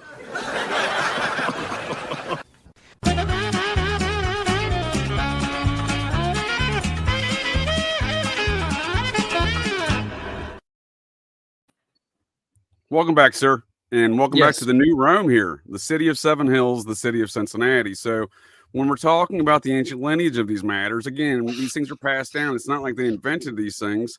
I often think this might actually be the original Rome. Yeah, I've found that. I've come across that as well. It seems as if Washington and I'm blanking on his name, one of his other guys, they seem to be attracted to Cincinnati, to the location because of the Seven Hills. Absolutely. The first man we know that's not French into the area that we now know as Cincinnati was in fact George Washington. Yes. Surveying the mounds. Yes. Speaking of that Badger man I was talking about earlier, there's a park, one of those 7 hills, right? One of them is called Alms Park, and it's home to a cryptid known as Badger Man, a giant human badger creature. And again, that's a specific site and a mound site that George Washington himself surveyed. Yeah. Yeah. It's almost as if they had bigger plans for Cincinnati than what ended up becoming of it. Dude, you are more correct than you think, sir, because, and again, to Margaret Walter's statement here, Mariemont, named after, King Louis and Marie Antoinette, the folks who sanctioned the French chapter of the Society of Cincinnati, and why we have St. Louis and Marietta, Ohio, and Louisville, Kentucky. But Mariemont was the first planned community, and it's built on top of Mounds in the eastern side of Cincinnati. It's a small little municipality, and it was done so. The woman who built it and established the trust in which it exists today and protects those mounds today in that trust her father was a hereditary member of the Society of Cincinnati out of Rhode Island. And she actually named Mariemont after the family's estate in Rhode Island, which was named after Marie Antoinette. Okay. Okay. Because I was thinking Mary, like Maryland, right? And well, now we're talking apples and oranges, sir. So Maryland was actually the only Vatican colony in America. And in fact, that we see that name is going back to that same Mary you're talking about. And I actually argue that the White House, George Washington may have established Washington, D.C., July 16, 1790 via the Residency Act. However, he never once, ruled in any form or fashion, any executive function of this country from the District of Columbia, right? He was in New York City, Philadelphia, and Mount Vernon. Now, when the White House is finally constructed under they're under John Adams, he's a shifty son of a bitch and anti-Society of Cincinnati guy and a British loyalist, if you ask me. He's a major figure in that anti-liberty faction. Well, we call it the White House, but the patron saint of Maryland was Andrew White, the Jesuit priest. And I do believe there is a connection to some of that nomenclature, not least of which that's obviously a White House, but nonetheless, right? Because you got to remember, even after they built that motherfucker, the British and the Vatican came and burnt that shit down 2 presidents later during James Madison, right? Yeah, The Jesuits. I'm a Madison, the author. It says a lot when the author of our U.S. Constitution has to flee D.C. as the president, right? He's a member of the society. He's an author of the U.S. Constitution. He's fleeing D.C. because they burnt that shit down. Yeah, the Jesuits play a pretty big role in some of this. I mean, they were over here. I've got an account in this book here about the guy who founded Tucson, Arizona. He was a Jesuit priest. And the reason why I like this account is because he was taken out into the landscape, not far from where they founded Tucson. And he was taken out by a guide, a Native American. And he was shown up in these clip faces. There were precision cut caves that once you got in there, you realize you're standing in a tomb. And he documents that there were giants in there with all kinds of weird artifacts and stuff like that. That's what I like. I just think it's What a year we fun little talking? story. What year are we talking? This was in 1810s or what are we talking? The article was published in 1891. So but I think it may have taken place. Are these the Tucson light artifacts? No. He didn't take these artifacts, and they didn't preserve them. He just documents seeing them in there. Now, it could have been later if somebody went back in there and found them. But anyway, it's a Jesuit priest. I'm just saying. Well, there was a lot of. No, you're right, dude. There was a lot of paper or media papers or publications around that 1890s talking about those Tucson lead artifacts. I don't remember the exact connections. I'm vaguely familiar with what you're describing, but around that same time is when. So the founding. My fourth great grandmother would be James Madison's first cousin. My fifth great grandfather would be Colonel John Madison, James Madison's uncle. So I got I was very much raised. I got a lot of founding America shit in my family tree, and I was very much raised to respect these matters, and I do still today.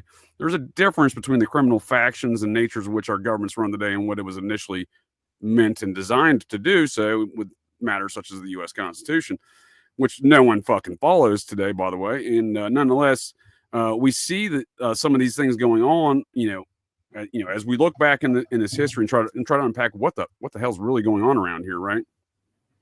We see again the matters concerning the lack of liberty and those who want to impede upon such, like the crown, not crayon, but British crown and Vatican crown. So the founding fathers had it right. Those crazy proto-hippie bastards in Pennsylvania, the Quakers, they were a little bit misguided, if you ask me, because the only two colonies that would permit the Vatican in America was Maryland and Pennsylvania. Now, Maryland again was a Vatican colony. They stole it from the British in circa 1650, and they gave it to Lord Baltimore. That's where we get Baltimore. Again, that was the Vatican takeover. Pennsylvania were just trying to uphold, I think, an idea which was freedom of religion across the boards. That's to a certain extent. And again, I don't disagree with that. To a certain extent, that is correct. But if one of those religions is evil, and the reason why there's centuries-long battles with your bloodlines in which to establish liberties and freedoms that they keep infringing upon, I have to ask, what the hell are those Quakers doing? Well, Johannes Kelpius, who came over, I think it was the late 1500s. He came to Pennsylvania. He was attracted to the religious freedom laws there at the time.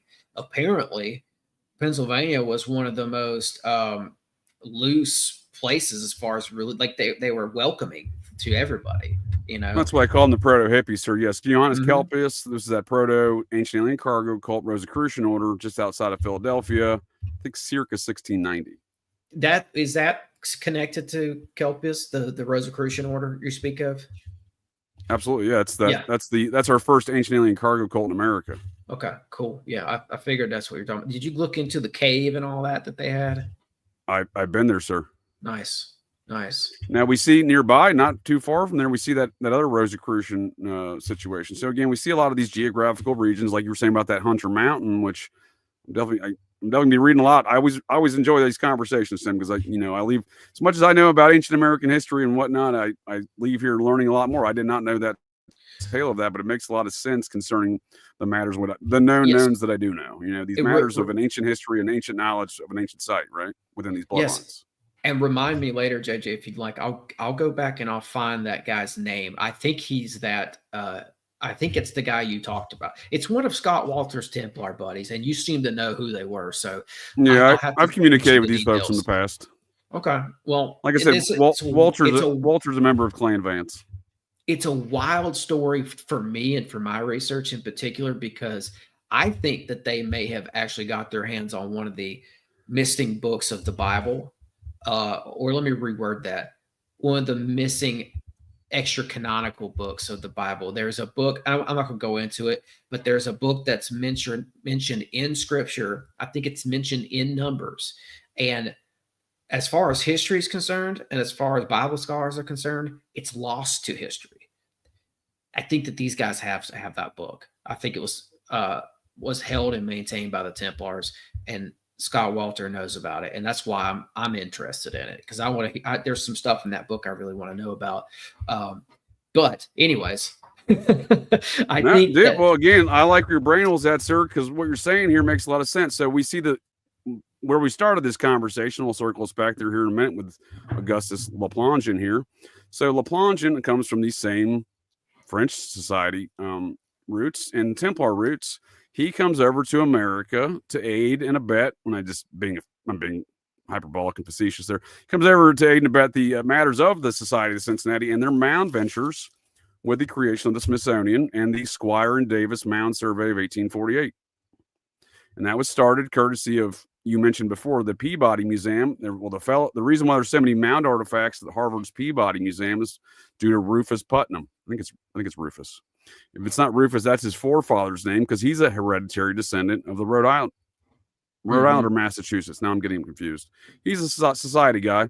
He works along with U.S. Senator from Mississippi, as they call it down there, Jefferson Davis, the other first president in America. He was then U.S. Senator. They create the Smithsonian. Their first order of business is the Squire and Davis Survey, and this fella comes over to help him out.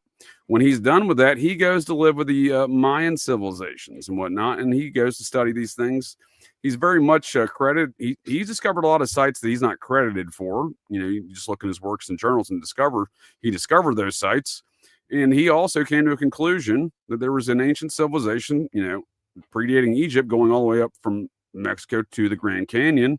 And those folks were the original folks before Egypt, and they went over to Egypt afterwards. So we see a lot of this very ancient history here in America, and we see the society all around it. Mm-hmm. Was this guy Templar? Do you know? He was, I think he was a hereditary member of the French chapter, and he came over here to work with the American chapter, so the French chapter got thrown out in 1794, right? During the French Revolution. So they started the French Revolution, but then they also got their heads lopped off, whatnot, like King Louis, Marie Antoinette, DuPont, the DuPont family, E.I. DuPont, he would be a lieutenant trying to help King Louis and Marie escape. He almost got his head lopped off. He came to America like the rest of them. So we see all of them flooding. So, well, not the rest. Some of them went to the United Kingdom, like Laplangian's family. They went over, I think, to Wales, but nonetheless, we see them leave France, and they were banned from France. The society wasn't until 1925. So their center of operations is actually New Orleans. And we see a lot of that even today. So when we look at these ancient matters and how they affect these secret societies, you have to understand the opposing factions are always trying to subvert the other side. So today, go ahead. Go ahead. No, go ahead. You have to ask yourself too, did they know about these sites? So the Scott Walter story I was talking about with this Hunter Mountain and stuff, they knew where to look because it was in their records. It was hidden in records that nobody else had access to. Absolutely. So did Laplangian know where to look is what I'm saying. It's like so he's accredited with finding Mayan civilizations. And then if you look at Rosslyn Chapel and you see that there's Mayan pyramids up in the corner in there, it seems like the Templars knew about the Mayans. So was Laplangian making discoveries because he knew where to look? Right? Dude, 100%. I'll give you two examples. So there's evidence of Templar civilizations in Goa, India. Look at that one up relative to Rosslyn Chapel. It's literally a world apart. And it's also by no coincidence, I'm not a coincidence theorist, so it's by no coincidence that we have expert swordsmen who are experts in riding horses and assaulting folks on horses in the 13th century in what is now northern Japan. The Ainu people that became the samurai, right? This is their red hair, blue eyed, red beard heritage comes from, I would argue, the Templar, because we see across the entire vast areas of Asia and Europe on both wings of the two continents, we have fellas who ride horses, assault folks with expertise, are excellent swordsmen, and they all have ginger traits. So this is not a coincidence. So these folks do know where they're going. These are ancient battles. And speaking of maps, Lewis and Clark learned a lot from this guy, our Swiss founding father, Albert Gallatin, George was not a fan, but Yeah, this guy was very much mapping a lot of these mounds and stuff and sites. And then where did he get that information from? Right? How did he pass it down to society, the Cincinnati folks, Lewis and Clark? You know, because he got it from someone too. Yeah, I mean, Lewis and Clark, man, I think we've probably talked about this before. I mean, I think that those guys knew some things, and I think that they were looking for some of this stuff too. They may have actually been looking for. That was their primary mission, sir. That's the bullshit we're sold about the matter. Because here's another thing: we had another guy, Lieutenant Zebulon Pike, making a corollary mission just north of them. So this was the society's intent, to map and survey and find these sites. Lewis is writing in code to Jefferson so that nobody else could read it. Why are they writing in code? What is? And he was murdered. Right, he was murdered. And he was murdered in a place hot with ancient history. That he was murdered, I believe, in Franklin, right outside of Nashville, and that's where some of the biggest giants I've ever heard about were pulled out of the ground in Franklin. Yes, sir. And his notes and journals have never been publicly found or discovered, allegedly. Yeah, and allegedly he was supposed to publish them right before he was killed. And look what he was doing at the time. So this is at a time when we're trying to get the Templar land back. It's all about property and land and liberty. The Louisiana Purchase. JJ, that's what I was going to say. I think that Lewis and Clark may have actually been going out and looking for some of the hidden Templar vaults. I know what they're looking for. Yep. Among other things. Sir. You're right. That was one of their primary tasks, and one of those tasks was to locate, I think, the Kensington Runestone. Mm-hmm. The Runestone found in 1892, buried under a tree in just outside of Kensington, Minnesota, on a mound, buried in a mound. It says so on the rock in the inscription, "In this rise of land," right? That's what it's inscribed on the rock. Triple dated as it was in medieval times in which to bury a land claim, where all the water. Where you bury the land claim at the mouth of a waterway, and all the land that's touched by that waterway is yours. We got all that land from the Kensington Runestone land claim from 1362 and the Louisiana Purchase. Napoleon, French chapter, does secret dealings with Knights Templar descendants from Spain to get that property, and then does a secret dealing with Jefferson, Albert Gallatin, who was the treasurer at the time, and Alexander both society guys. Gallatin and Jefferson, and Alexander Hamilton's brother-in-law, who had just left British Parliament. He was a British citizen and an original member of the New York chapter. We see all of these society guys going in secret dealings and machinations to get America back the Templar land. Yeah, there seems to be. Here we are with the Bill Colby ball washer. This person always says it's a hoax. And here's the deal. It doesn't matter the evidence, right? It doesn't matter the evidence. For example, in 1902, Newton Winchell, the first geologist of the state of Minnesota, conducted a series of tests and examinations on the stone, of which folks can read about his reports and conclusions today. I don't know if the AI ball washer for Bill Colby from the CIA can read, but what about the dotted R? What about the dotted R? You know what I'm talking about? That was a discovery by Scott Walter, who took it a bit further. So you have two independent studies nearly 100 years apart regarding different geological evidences or exhibits of evidence on this stone that would indicate it is in fact a genuine stone, unless for Walter, for example, he discovers the hooked X and the dotted R's that will only go back to the island of Gotland, and the only people in that era in Gotland in Sweden, modern day Denmark, Sweden regions there, were the Cistercian monks that could be the ones who inscribed that, and lo and behold, that's who created the Knights Templar. Bernard de Clairvaux, you were talking about before, he was a Cistercian monk. Yes, indeed. Yeah, and I'm just going to get weird for a second here. I mean, that's what we're here to do, sir. It's Fridays. I appreciate you joining me here to get a little GCD and brother. Folks on the interwebs as well.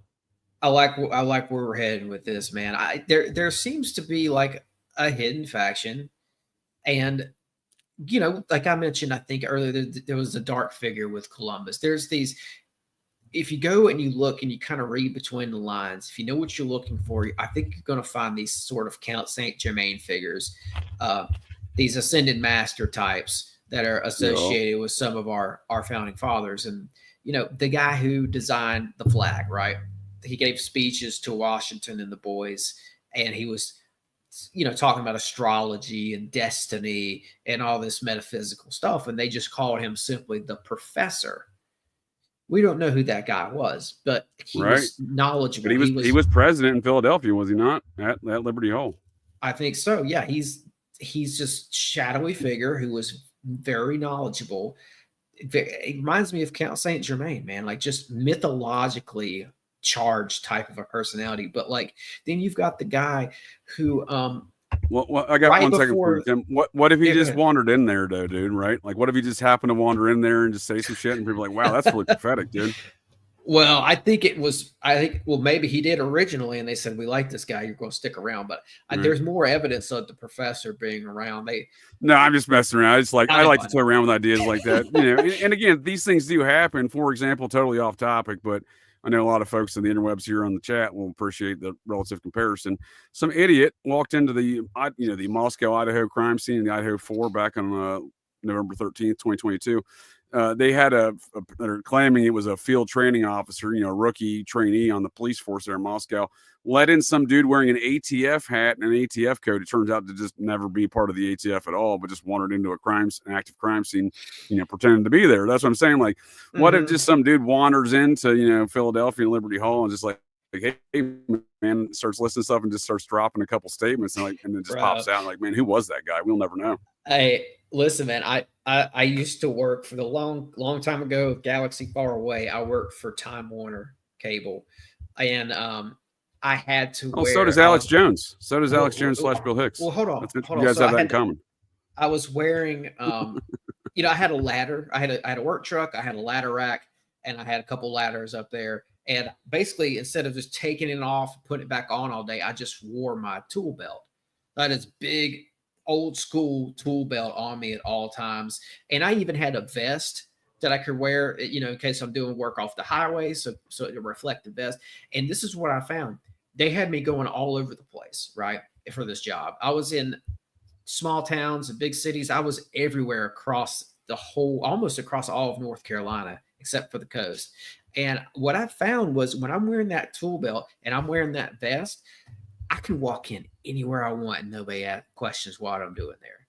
They just think they just think I'm there to fix something. Like for sure. No one's gonna the back of a bank. They would have said, you're spot on, dude. I used to tell folks all the time, if you don't act suspect, no one's gonna think you're suspect. Because I learned that as a young patrolman, NCO, they were sergeant in the Air Force and military police. You just walk wherever the fuck I want to. No one's gonna say anything.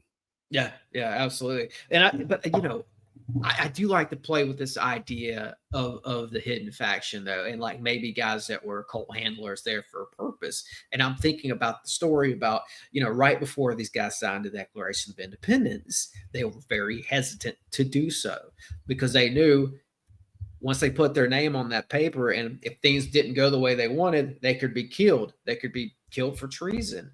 But as the story goes, they were in the heat of the moment, holding back from signing and still trying to figure out if they're going to sign it. And somebody up in the balcony yells out something like, God has given America to be free.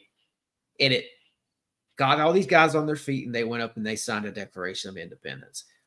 And as the story goes, you're spot on with that tale. I like the tale. They turned around to see who it was and there was nobody there and they had the doors locked. So it's like, how did the person get in? Who was it? It's almost like a paranormal element to some of this, right? Like the professor, right? I like to tell. It is. You're right. It is a very spooky kind of element, not spooky like in an intelligence or an intelligence agency sense. But, I like the story, but I almost want to say it's more of a parable, right? These folks are all about they're all occultists, right? They're all occultists. For example, things like the JFK assassination, the King Kill 33 story, right? It doesn't matter if he died or not, right? There's a lot to be questioned about that whole subject, right? Whether or not he was actually murdered. It doesn't matter, though. It's the effect on the public mindset, right? The consciousness of the world, right? Or America, for that matter. And a parable like this, I think it serves in the same purpose of this kind of ritualistic, what's the word I'm looking for? The occultists have a word for it. Psychodrama. Okay. These ritual psychodramas like King Kill 33 to have an impact on society by conveying these concepts, these ritual and occult concepts through real world events that are the machinations of which they're responsible for. But it doesn't matter if it actually he gets murdered or not. It's the idea of the psychodrama perpetrated. And the parable that, kind of a modern day parable, American parable you're describing there in Philadelphia at the signing of the U.S. Constitution serves the same purpose. Again, I like the story. Maybe it existed, but I also like it in the aspect it doesn't matter, right? Because again, it speaks to this occult, esoteric nature of these individuals. And when you say that George Washington had a handler, well, he absolutely did. This was his occult handler, Christopher Gist, huh? If you want to get, speaking of Fridaze, you want to get real weird. He saved George Washington's life on surveying adventures on Mounds. You know what I mean? In his late teenage years when he met the Vances. So George meets Clan Vance when he turns 17. He moves out to Frederick, what is now Winchester, Virginia, which is where George spends his early part of his adult life there, where he builds Fort Loudon, finds 2 7-foot giant skeletons and a mound that he built Fort Loudon on for the British Army. But it's during that time where, again, Gist is his handler. So you want to get weird. There's a dude who inserted himself into my life a number of years back, retired Navy guy, I would say more like CIA guy, but he was the 3rd great grandson of Christopher Gist and told me that the time from the moment he met me and inserted himself in my life. And I didn't realize what it meant until many years later, but I do think these things continue. So Christopher Gist was his handler, and I just happen to have Christopher Gist's 3rd great grandson doing some trying to do weird handler shit in my life against every. Oh yeah. Was this before you had a podcast? What do you think he was trying to motivate you to do, perhaps? It's control, man. It's whatever's going on in these weird bloodlines and structures. They have a way of dealing with folks, and they have a way of dealing with dissent with the folks who dissent. You know what I mean? There you go. Who don't want to subscribe to whatever bullshit, tyrannical nonsense they want to fucking perpetrate. But I do think that man was trying to control my life for many years, like Christopher Gist did. Not my occult handler in the same respect, but Christopher Gist is known and to be a mentor in the occult fashion as well there for Washington. Yeah, man. Yeah, I mean, there is some spooky stuff to the origins of America, man. I mean, Nostradamus, I think I mentioned him. I think he was one of these guys who was in this order, right? And again, going back to this concept that everything branched off from an older order, right? Like we talked about the Rosicrucians a minute ago and Johannes Kelpius. I do think the Rosicrucians, again, branched off of this other order. And I think Nostradamus was a part of this. And I think that it's very interesting when you see how he spoke and talked about, the world to come in general and the coming of this powerful nation that we call America. Like I said, he called it the Blessed Isles of the West. He used the word blessed like the Greeks back in Plutarch's day did. He also called it Hesperides. He called it America on occasion. And he also, this is the spooky one. Maybe you'll have an answer for this. Nostradamus also referred to this land as the land which keeps the Thursdays, which seems to be, I'm pretty sure, is a reference to Thanksgiving. But here's the thing. Nostradamus died in 1566. Yeah, that makes no sense to me. I was about to say it has no context to Thanksgiving, right? Right. So, and the Pilgrims landed, I think the date that they tell us is 1620. So how did he know about Thanksgiving? Was it already being practiced by people over here? Or was this one of these spooky seer prophet moments? So you're saying he called it the land of Thursdays? Yes. Mm-hmm. Well, it's interesting you say that. I don't know about the practice of any sort of, fall or harvest fest kind of, ceremonial ritualistic religion there. But we do have evidence suggesting that the Vatican was over here collecting taxes from Vinland. The ancestors of the Templars and the Normans, the Vikings. The same area we see Lonsall Meadows, Newfoundland, whatever they want to call it up there.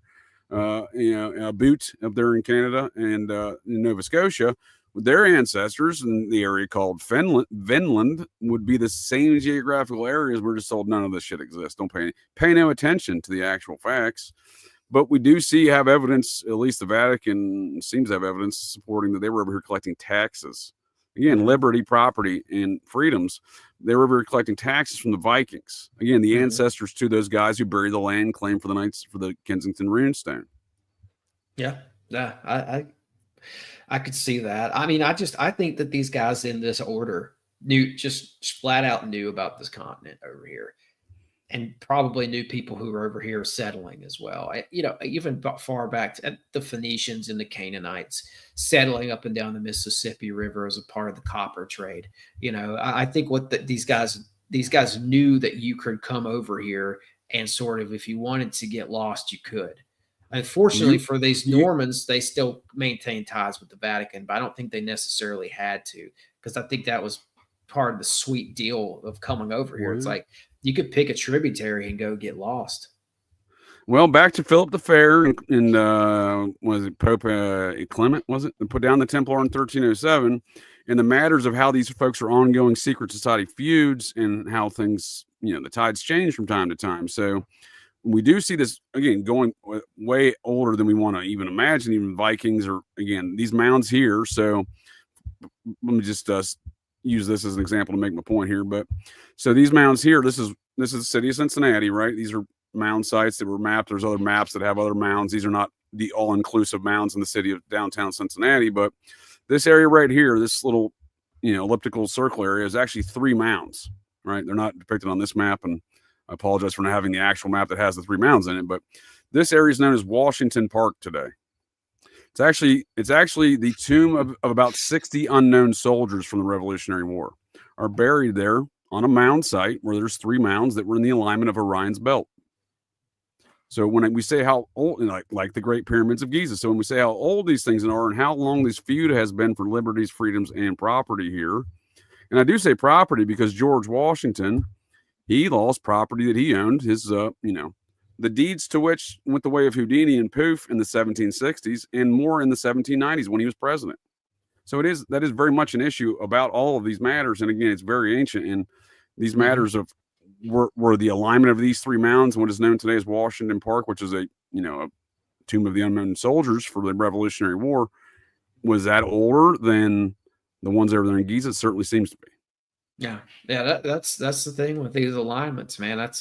I think that Vanderbilt knew exactly what he was doing, making that alignment with Cleopatra's Needle and this old star fort, man. That star fort might go back who knows how long, man. There's parts of it. I've seen parts of that star fort on maps that don't even exist today. They seem to have had a little moat or a little drawbridge out to an island, and maybe they had a castle out there or something that's not even there anymore off the tip of Manhattan. But I think what would happen here is, for some of these ancient people, we discussed the St. Lawrence River. I do think they were coming in through that, but I also think they were coming up through the Gulf and going into the Mississippi. If you think about it, you get on the Mississippi, you go up through a place called Memphis, right? Egyptian name, right? Then you get to a place called Cairo, right? Another Egyptian name. Yep. Cairo's right at the split of the Mississippi and the Ohio. If you jump on the Ohio, you've got Moundsville. You've got a place called Joppa. Joppa is an ancient port city in Israel. That's an interesting name for a place over here. And then you get up into Don't forget about Philadelphia. Right. Well, we'll get there. Then you get to Evansville, which was an ancient city they're calling it Angel. Angel's a crazy deep dive. Evansville. Well, basically all that stuff down there in the then you get Evansville to region. Right? Well, that Evansville region is all named after old Egyptian stuff. There's a lot of evidence to suggest that has a lot of ancient history there too. But yeah, we go eastbound, we get all the way over to Philadelphia, which is another ancient Egyptian. Yep. And these are mound cities. Philadelphia's a mound city. Evansville's a mound city. Cairo, Pittsburgh, St. Louis. You named another one there beforehand. Mound city. Cairo, Moundsville, Joppa. Well, that's obviously Memphis. A mound city, right? Moundsville. Yeah, right. Memphis. Home of George Washington's favorite mound and Charles Manson's favorite mound, the Grave Creek Mound, where they found one of those ancient stones that are depicting these ancient languages you're talking about. That one specifically Phoenician, more some other ones in Ohio that were not Phoenician. But what we do see the similarity between these stones that are found in these mounds and the inscriptions they're in. These are all seafaring people. Yes. So again, the Templars, the Normans, the Vikings, etc., learned how to navigate, do advanced mathematics, advanced astronomy in order to which to read a map, shoot an azimuth, navigate, and survey things like these sites of these mounds. And again, it's which is why there's an alignment with Newport Tower, Moundsville, and Cahokia. And the Kensington Runestone. Yes. And the Kensington Runestone from Newport. Yep, yes. You are correct, sir. That is why. So that is part of this esoteric knowledge basis. It is passed down through these bloodlines. So all of the Vance boys, when George Washington moved out to Winchester, Virginia, he was a surveyor. He just went to William and Mary College there in Frederick, Virginia, got assigned as the surveyor out there in the new frontier of Virginia by his brother Lawrence Washington's father-in-law, the governor of Virginia, and Fairfax, which plays in the George's beef with the British factions later, because Lord Fairfax's daughter refused to give George Mount Vernon, despite it being left to him in the will of his brother when he died. So there's a lot of, these disputes happen very early on around land, again, with Washington. But when Washington goes out there and meets Clan Vance, all of them are surveyors. And I've yet to understand where they learned how to survey, other than saying that was one of these esoteric bodies of knowledge that were passed down within the family, because you didn't go to a school. You were taught within the home, and within their homes, they had an ancient history of reading maps, drawing maps, navigating things, and reading stars. And I think it is something that's embedded within these bloodlines as well, because if it's a Vance or a Washington, I don't know. All I can tell you is I've never lost in a land navigation situation within, military training or whatever, like from the moment, or Boy Scouts. I mean, whenever I don't even need a compass. You just hand me a map and I'm getting you places. You know what I mean? Mm-hmm. Actually, I was going to ask you something. Do you have anything on this Totten, Joseph Gilbert Totten? He was a Smithsonian guy. He was also the co-founder of the National Academy of Sciences. He was in the American Theosophical Society. He was in the Army Corps of Engineers as well. There you go. So the name doesn't sound familiar off the top of my head, but how you spelling this? Totten, is Joseph Totten, Totten. Oh, okay. Yep. So they say that he's the guy who built this Castle Clinton at the tip of Manhattan. Now, that's bogus, honestly, because it was already there. They said Joseph Totten built it in 1808. And keep in mind, they're saying we weren't at war in 1808. We weren't engaged in any kind of struggle. There's no reason for him to build it there. What he did was he built what they call Castle Clinton today on top of a star fort. Thus, and I don't know if this was the reason or not, but they basically threw away all the prior history to the place, because I have it on maps from the 1600s. It was a fort. So, well, I mean, this would be a guy that would have a lot of information right at a time. Yeah. He's an engineer. He's responsible for a lot of these things. He probably learned these things, right? So I'm going to see what his father, who is his daddy, and what does his daddy do? But we can see that his daddy's uncle, or his mom's brother, was a member of the Society of Cincinnati, an original member here at Major Jared Mansfield.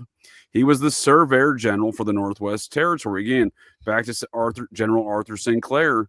So General Arthur Sinclair was the executive of that operation, and this dude here's uncle was the surveyor. So again, this is a body of knowledge and bloodline families that were bestowed upon their esoteric understanding of these things. I think that's a great example. I'm not familiar with them, sir, so I appreciate that. Off the top of my head, this does not ring familiar. Yeah, so there's all kinds of weird stuff, and I think you're spot on what you're saying. I think he's one of these guys that they brought in and used to probably clean up the history of what was there. Dude, look what I'm talking about too is how all these matters affect the Civil War, because the society fractured beforehand. So this dude's cousin, the son of his mom's, the uncle, Major Jared Mansfield, that dude's son was then Major General Joseph Mansfield in the Civil War, just like Captain David Vance from the North Carolina chapter of the society, and his grandson, General Zebulon Vance of the Confederate Army. So this is a great example for what we're already talking about. Yeah. So what it looks like they did here with old Totten is so if you do some digging, you find out that this fort that's called Castle Clinton today looked different. It looked pretty wild, actually. It looks like one of your very exotic star forts, right? And if you look, they said that there was, if you do some digging, you can find that there was a place there at one point called Fort Amsterdam, and it was built in 1626, I believe. That was back when New York was called New Amsterdam. But if you do some more digging, it's like, oh, well, that fort was built on an older fort, right? But it's just not documented. So that's the thing with these star forts. They go back and you get a Wikipedia founded by date. But if you do digging, you find out there's an older fort that was already there that they don't have a date for. So it's like, okay, absolutely, dude. How far back do these things actually go? You're right, sir. Look at Fort Pittsburgh. It was Fort LeBoeuf before that. LeBoeuf is in Shia LaBeouf because that's one of the families of the French chapter, LeBoeufs.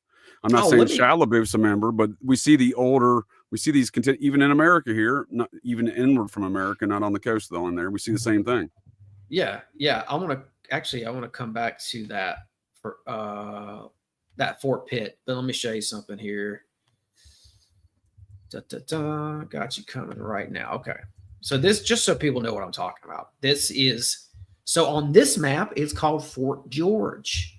And that's another thing that they left out of. If you look up Castle Clinton, I couldn't find anything on this ever being called Fort George, but yet here it is on a map called Fort George. So hold on one second, sir. Let me bring that up here for you. Boom. Oh, okay. Well, here you go. Now is it showing? Yep. Okay. So yeah, you can see it's right down here. And obviously Castle Clinton doesn't look anything like this today. They completely either demolished this or changed its appearance significantly.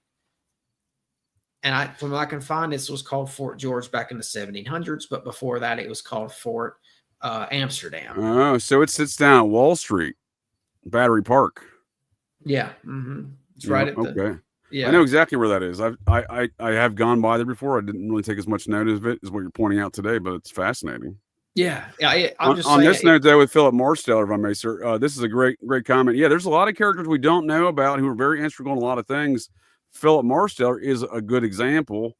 And another character around, because these matters around the funeral of George Washington are interesting, because the man who gave the Masonic rites for George Washington at that funeral was a man by the name of Captain William Ricard, and he's the focus of another series I do here in Operation GCD with my associate Brad Minyard.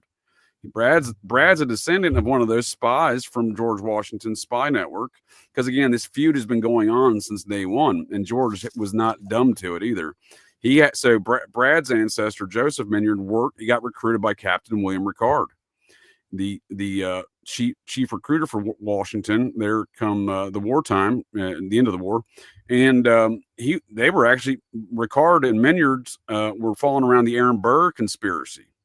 The Aaron Burr conspiracy in the years preceding and afterwards, because again, that conspiracy then goes from Tammany Hall through the way we basically close out the Civil War with the Great Compromise of 1877 and Samuel Tilden, who was part of Tammany Hall. That's where Burr started. We see that same faction of politics and people starting the Civil War. So it's literally a pretty easy thing to draw out with this liberty and anti-liberty factions, but we see a lot of that going on around these areas, around these ancient sites too, because again, I think these are that important.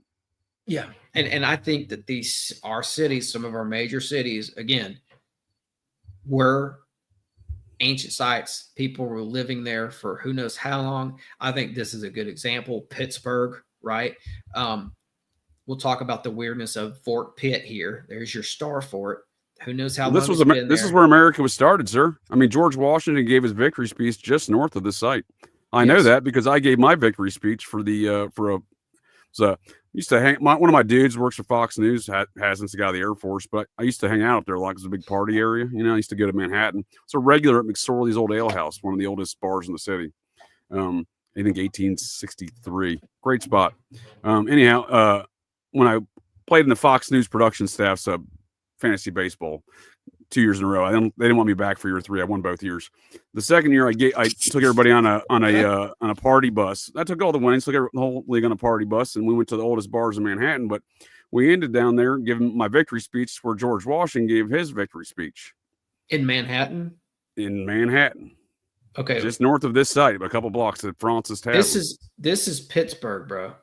I'm sorry. I thought we were talking. The Battery Park location. I know it looks a lot like it. It looks identical to it, dude. It looks just like it. That's what they would do, bro. That's what I'm convinced that Pittsburgh is an ancient city, and I think this is a model that they follow. How else Manhattan. do these star forts from Manhattan to Pittsburgh, the Battery Park to this confluence of the rivers again? So confluence of the rivers, major mound site, right? Major mound sites of the confluence of rivers. Mounds. We see that at Battery Park. That's where the Hudson starts. Yes, sir. Yes, sir. So this was an old blueprint for how you built fortifications and built cities. You built them on these peninsulas like Manhattan and like Pittsburgh. And if you'll see here in the picture, you've got your star fort at the tip, and then behind it, this is a walled city. That's what this is, a walled city connected to the star fort. And walled cities go back a long ways. We're talking Old Testament stuff, man. These ancient people came over here and they built walled cities. Cahokia was probably one of the first ones. Greg Little says when Cahokia fell, I think it was around 1350, all its inhabitants seemed to disperse. And what they did was they went out, followed the Mississippi, and went probably up to Ohio and everywhere else. and they established other smaller walled cities. That might be what we're looking at here. Well, that's a great point. It begs the question, though, what caused them to leave Cahokia, right? So Cahokia was larger than the city of London at the time in the 13th century when it fell. I think it was 1250. So come 1600, we have a group of Cistercian monks that have set up shop on the largest mound in that city. It's known as Monk's Mound today as a result of that. Those Cistercian monks lived there for decades. Why are the Templars monks living on this mound site? And why do we still name it after them today?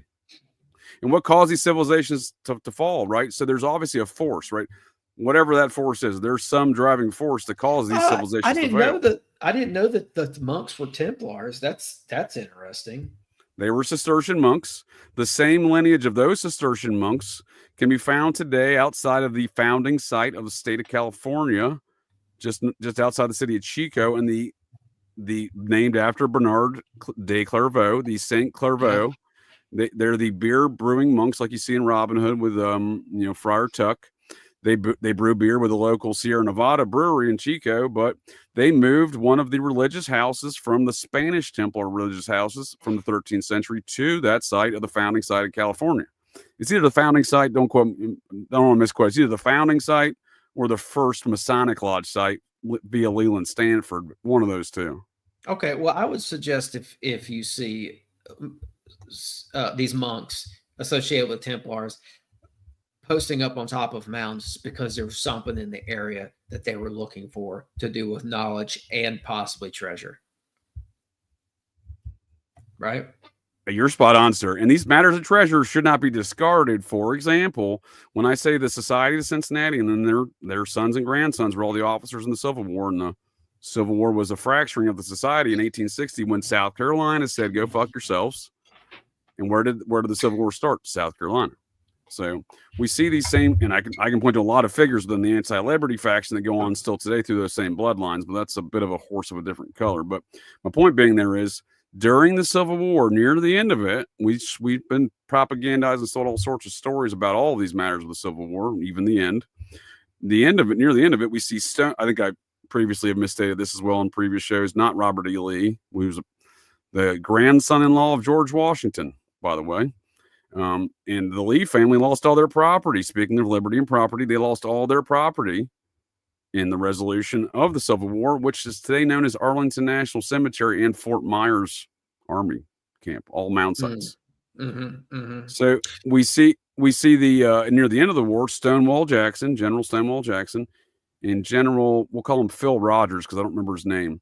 They take two different cavalry elements across the Union lines deep into Union territory, raiding towns, specifically Masonic lodges, burning them and stealing the stuff inside. Those Masonic lodges were built on mound sites. And yes. I suspect that the reason why they're assaulting them is this ongoing secret society feud for matters such as what we can call them treasures, artifacts and treasures, right? Yeah. Mm-hmm. Well, I mean, this is the same thing that was happening back in the day.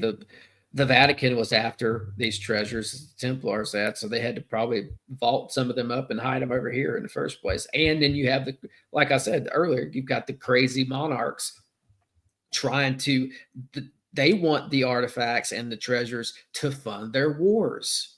So they were after the treasure as well that the Templars had. Well, definitely to fund their wars, I think it gets even creepier. So they're all ancient alien cargo cults. So I think they're after some really weird things. Thinking, like the cargo cults of the South Pacific are building wooden airplanes and having weird dances, trying to get G.I. Joe to drop off more supplies, like they did during World War II. We have these secret society, ancient cargo cultist folks, the serious worshipers and whatnot, doing similar activities, trying to achieve an ends that is impossible to achieve because they're a cargo cult and they don't know what the fuck they're doing. But Napoleon, for example, the French chapter guy of the society, we still use his expedition to Egypt as the basis of knowledge of all Western society's knowledge of Egypt. Mm-hmm. So all of these matters are deeply rooted in these occult treasures or hidden things. And we see that again when you mentioned the Jesuits before, also, we see that with the settlement of America. So once the founding fathers were right on a lot of things, including getting the Vatican the fuck out of here. But they had an interest in the mounds as well. So this is Milford, Ohio. So that Hanukkah mound, right? Where did I do the Hanukkah mound? Shoot, it must have closed. Anyway, so the map of the Hanukkah mound drawn by the Society of Cincinnati shows the starting point to be right here. The confluence of the Little Miami River and the eastern fork of the Little Miami River, which is the namesake for East Fork Lake. So this whole area is a mound complex, right? Mm-hmm. Right all through here. And you can see there's a Walmart right here. Walmart loves building on mounds. Well, hey, you got a country club. This follows our blueprint, right? Like it's the confluence of waterways. This is the greatest. All these concepts we've been talking about here tonight, sir. This town is the greatest example. So in we'll call it circa 1824, we see the Masonic Lodge here being built on a mound by the river. And then we'll call it circa 1827. This is really the major push into the new America, Northwest Territory through Cincinnati, which was the gateway at the time to get to all these places. And this is when we see the Jesuits and the Vatican really setting up shop. And they continue to do these things, building on top of mound sites all the way up to Wisconsin and Jefferson County, named after Thomas Jefferson, of course. In a mound site at St. Galetta, which is a mental institution where they lobotomized the Kennedy girl, right? Was it Rosalind Kennedy or whatever? Rose Kennedy.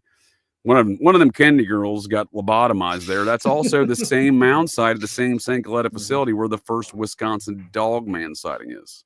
But we see the same nature of activity with the Vatican. So circa 1827 here, the Vatican sets up shop, specifically the Jesuits, with a huge retirement facility. So this portion right here, Terrence Park Country Club, the wealthiest people in Cincinnati golf on those mounds.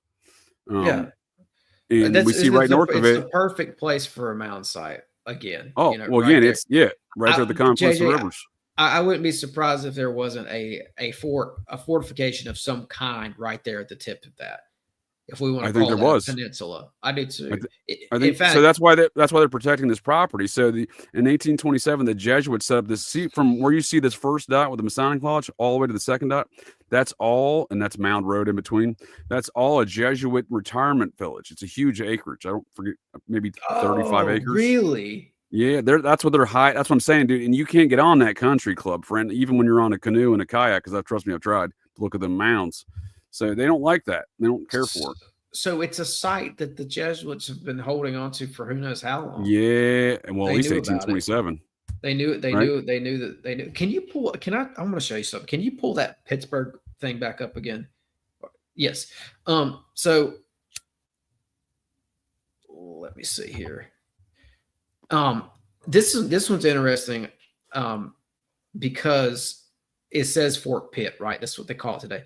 Before that, it was Fort Duquesne, built in. Oh, that's right, Duquesne. LeBoeuf was further up the river on the. It was built in. Yeah, you're right. It was built towards Erie. Towards Erie. Yep, 1754, Fort Duquesne. If you do some digging, though, there was documented an older fort right there called Fort Prince George, right?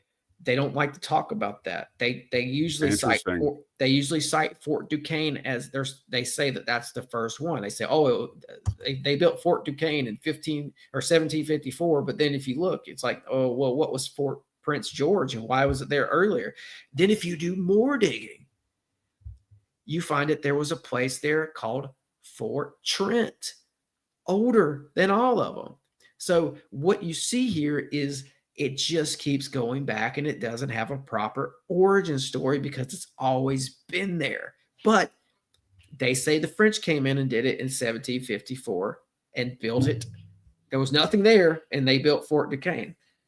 Right. On top of another much older, clearly older site, right? Yeah. It doesn't matter to them about Fort Prince George or Fort Trent or whatever was there before that, because they choose to start the story in 1754. And that's the story that we get from there on. Well, it's the same way. It's the same thing the Vatican does, right? This is what I wanted to. America starts in 1492, though, right? It's the same. You establish this propaganda narrative, and you can't veer off it. That's why folks like Barry Fell, the guy who wrote that America BC book from Harvard, they're the professor, he gets shit on because you can't veer off these dates. That's why Scott Walter gets shit on. That's why RR channel, if he's deceived there, and not a deceptor, that's why folks like that repeat these narratives, because again, we're all propagandizing these weird historical narratives that don't make any sense, dude. I mean, look at it, Yeah. So here's the deal. Here's the deal, guys.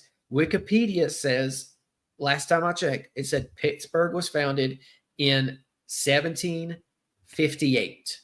Yeah. So what was this doing here before that? They even say that it was Fort Duquesne was there at least around 1754. So and obviously we have these older forts. So Fort LeBoeuf goes back to at least 1730. Well, hold on, JJ.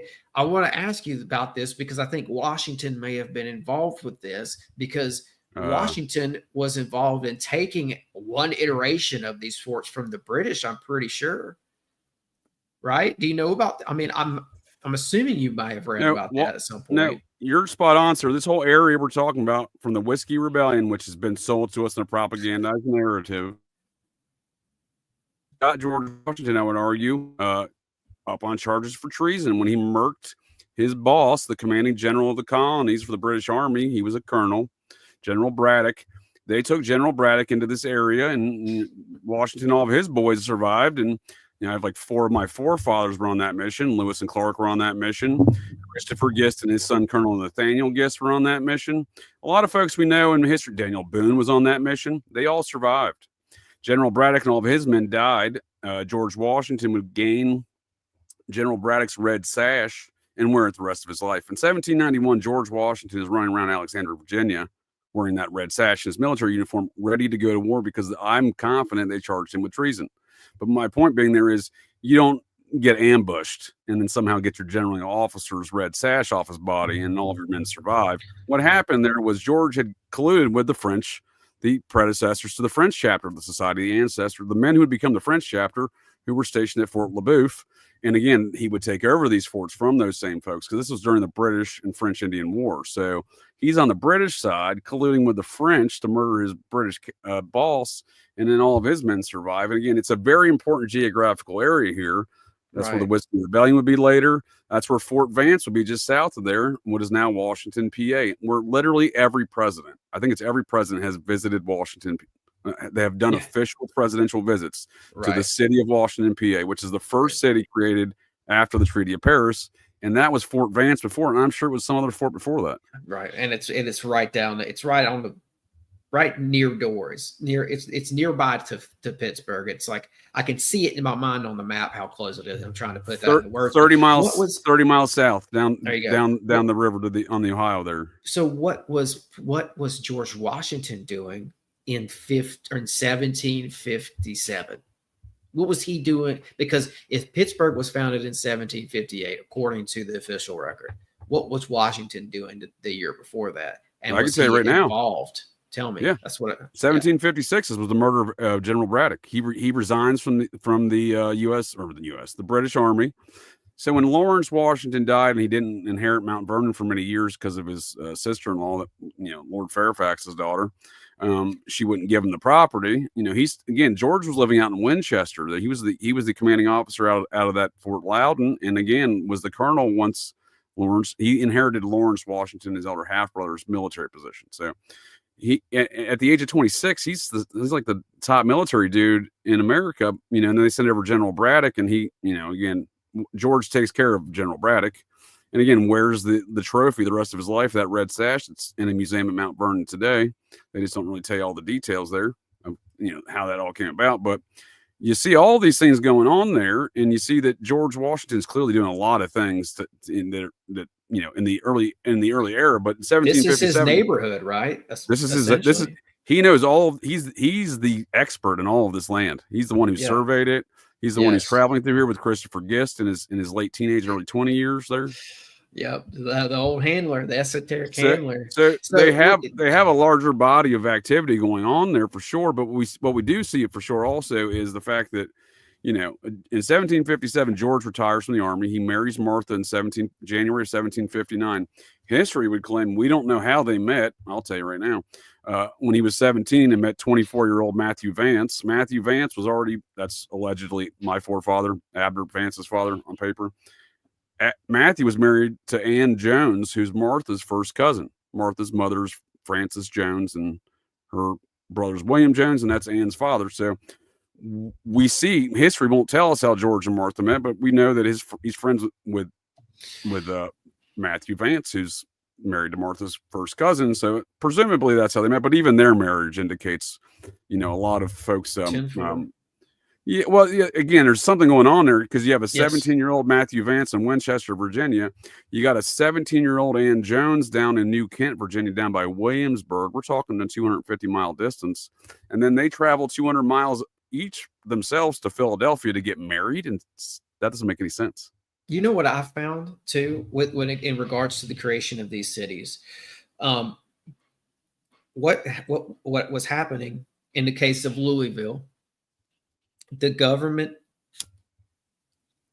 owned that portion of land that became Louisville. It was actually in Virginia at the time, and they gave it to one of these. I think he's a society member. They gave it to him and allowed him to found the city of Louisville there, right? So I think that's one of the things that happened here is like there's other top dog guys making the actual decision and founding the actual cities, but then they pass it down the line to someone that they like, and they give them the title, the keys to the land. They're like, okay, you can found the city here. We give you permission, but this is where you're going to do it, and this is what it's going to be called.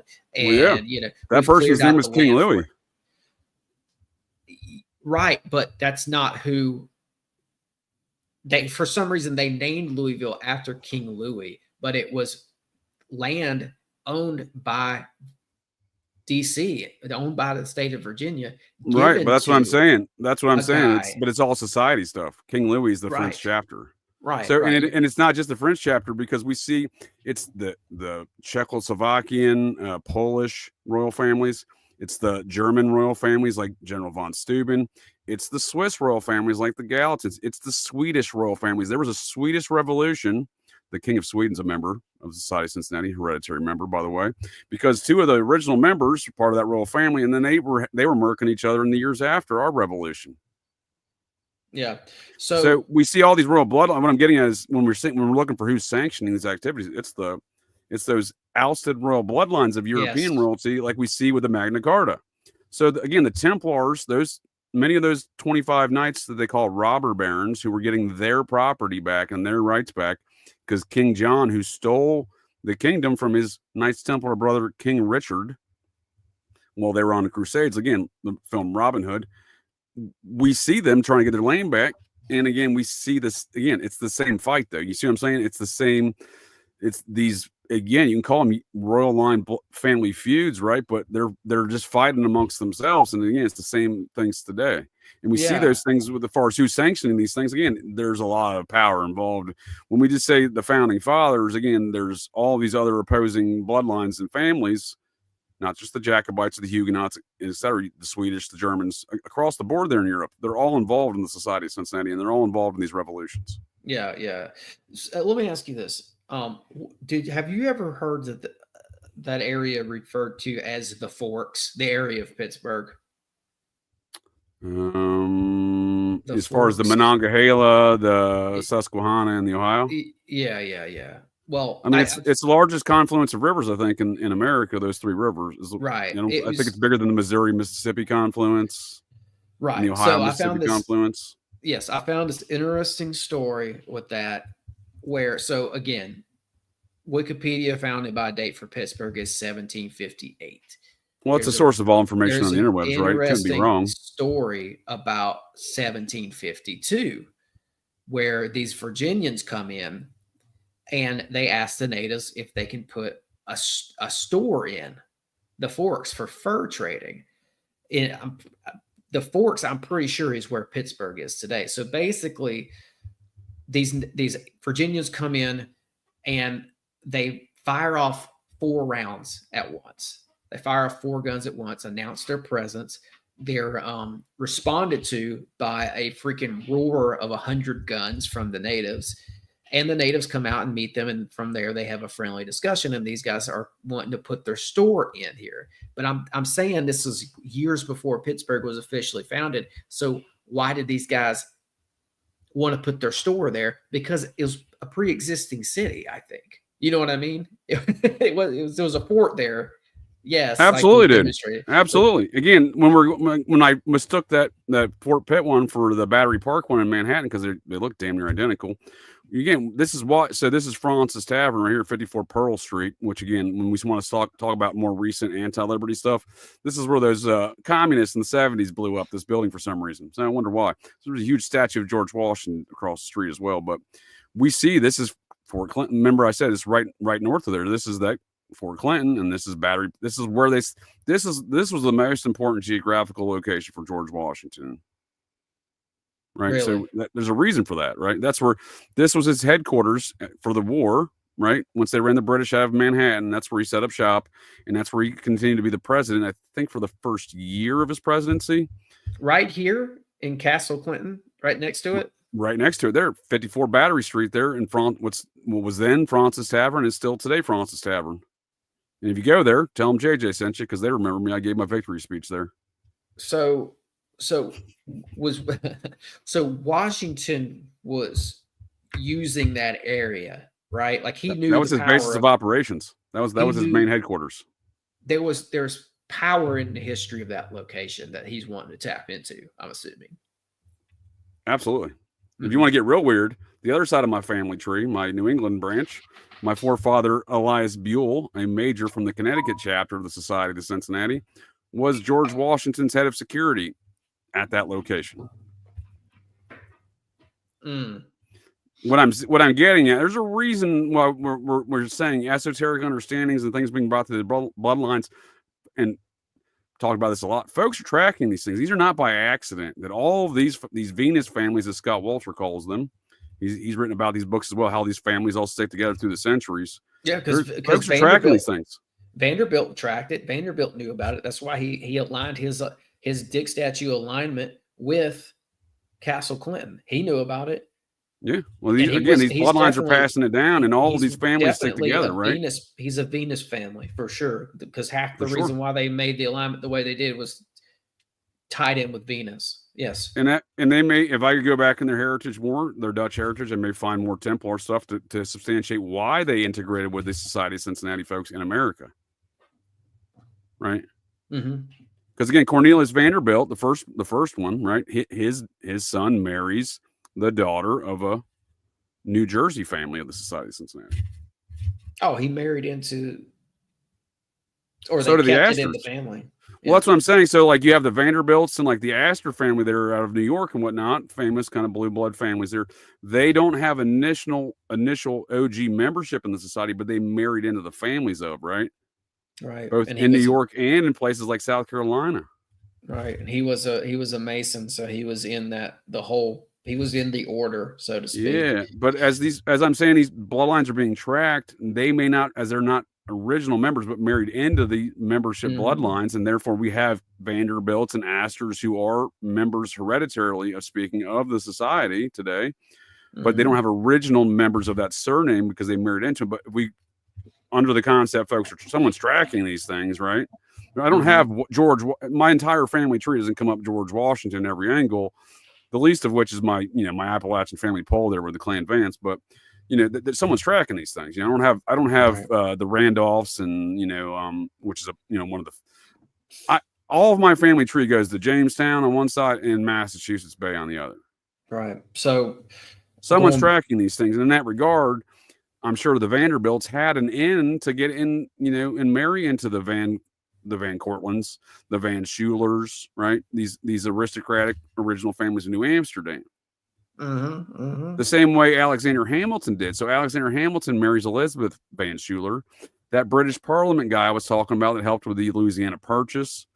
The brother-in-law, he married a Van Schuler. So we see these families again. He probably has some Templar heritage in his family. These bloodlines are continuing to mix. We just see them manifest through things like Parliament, right? Or today in the Pope.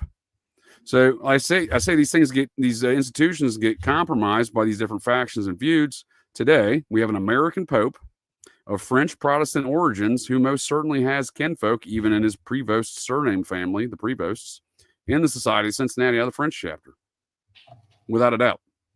So it's interesting too to me that they bring in this Joseph Totten guy and say that he built the castle where George Washington was stationed. Right. Well, he's part of the bloodlines, right? He's getting the credit. He's getting the modern incarnation as it's manifesting in that story. George Washington was there before 1808 when they say the castle was built by this guy. They're playing with history. They're playing with history. Yeah, and you got the Olmsted brothers there in the 19th century and their father. Who is your daddy? What does he do? Ideas, right? You have a member of Clan Vance who's designing a lot of Manhattan, different wing, not one of Abner's or one of his uncles. Even it's one of his great uncle's descendants. But we do see a lot of these same bloodlines, across different areas of settlements in America, and doing the same things around these very important geographical spaces.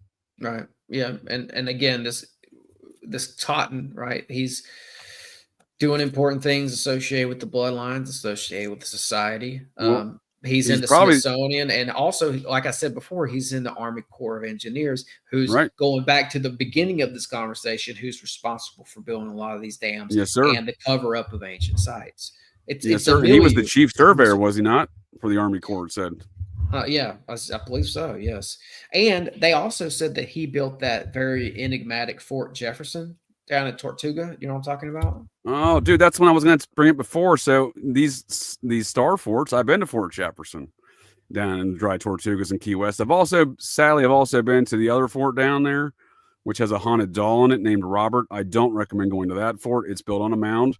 That mound, that weird shit happens in and around mounds, including putting a fucking cursed doll on a mound inside of one of these forts. Not a good idea. Do not mess with cursed doll, folks. That's on the mainland. Now, interestingly enough, the family that would be the owner of that doll, that would end up there, they were Freemasons, dentists, creepy fucking dentists, and they were involved in digging up that mound on that site back in the 1820s.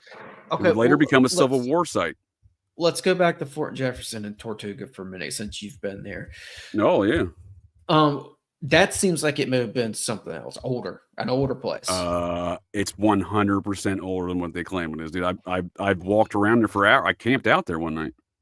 So just for people listening, what we're showing here, what we're kind of tapping into, what we're like seeing, is that they're bringing in these guys, these society guys, and they're allowing them to take credit for building something that was already there, so that they can cut off the history and they can start the new history, so they can control the new narrative. That's what I'm seeing, right? Yeah, dude. Because look, dude, this is like 40 miles or so. What is it? 68 miles off of the coastline of Key West. Dude, how are you moving all of this, weight of all of this stuff, right? You know what I mean? Like, how are you building? How are you constructing this? How are you I would like to know. And again, I've asked questions even when I was there, like, oh, we just put bricks on ships. I'm like, really, dude? Really? And this is where they imprisoned Dr. Samuel Mudd of the Lincoln assassination conspiracy, was imprisoned here on this Civil War prison. fort. I didn't even know that it was a prison. I thought it was After the Civil War, it served as a prison. They locked some folks up in there, including Dr. Samuel Mudd, who was a cousin. So I take that back. Abraham Lincoln's cousin was a Mudd, Abraham Lincoln Mudd, who was a hereditary member, it seems likely, of Captain Abraham Lincoln of the Virginia chapter, President Abraham Lincoln's grandfather. But we see the Mudds, a Maryland family, a chapter family, again, integrated with the Lincoln family there. And Dr. Samuel Mudd was a close cousin to Abraham Lincoln Mudd, who was a cousin to Abraham Lincoln, which is very odd. Yes. So they say this is also in Key West. All right. Is that technically? Well, yeah, it's Monroe County. Yes, sir. Yep. We're just outside of Key West. So it's 16 acres. They say, I'm trying to find out where they say it was built in 1861. Yeah, dude, 16 million bricks, dude. No, I think it's 1824. In late 1824, 1825, I think is when it starts. That makes more sense to me, actually. It says 1847 on here, actually. Yeah, that must be when it finished construction. Well, these dates are wonky, man. I mean, dude, I'm telling you, dude, some of them stone structures on there look far older than things I've seen in New York City, and which is far older than 1847. Yeah. Anyway, so I mean, what was this? Like, this looks like a perfect place to hide treasure if you've got some underground tunnels or something. Well, I don't disagree, sir. I don't disagree. And then again, you see a lot of these activities on that area down there. This is Fort Martello. This is another Civil War fort down there. This is 7 miles inland from the downtown area of Key West, I believe it is. Might be a little bit more than that, roughly 7 miles. This is where that fucking cursed doll Robert, who's been haunting me for the last 13 or so years, sits today. And it was built on a mound. And as I tracked the lineage of these activities, I found not only the family that had that owned that doll initially, right, the cursed fucking doll, the grandfather of that man, so the man gives his grandson a doll, right? He's a dentist. He gives his grandson Otto that doll. The man who gave him the doll, though, the creepy Mason dentist, his grandfather was a creepy Mason dentist and one of the original people in Key West, as far as Americans go in our current incarnations.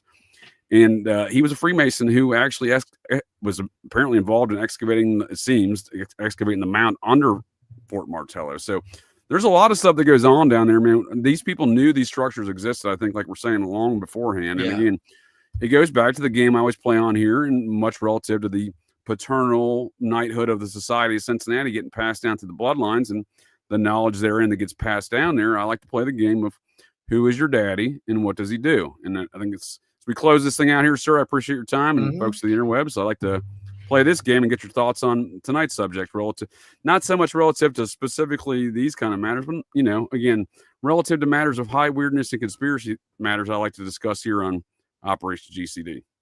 You tell me, who is your daddy and what does he do?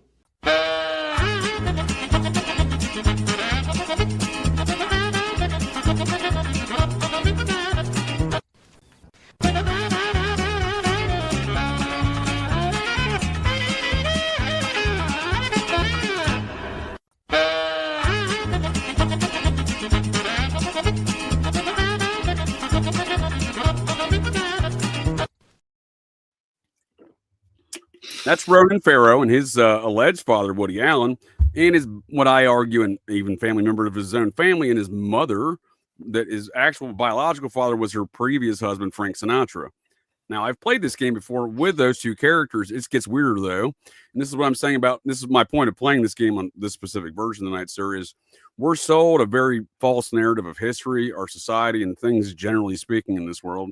Because as I looked into it further, some folks notified me last time when I was talking about Ronan Farrow and his daddy, that his mother, Mia Farrow, her mother, Maureen O'Sullivan, a A-list actress of her old Hollywood, there's a lot of rumors that Frank Sinatra hooked up with Maureen O'Sullivan and is actually Mia Farrow's daddy.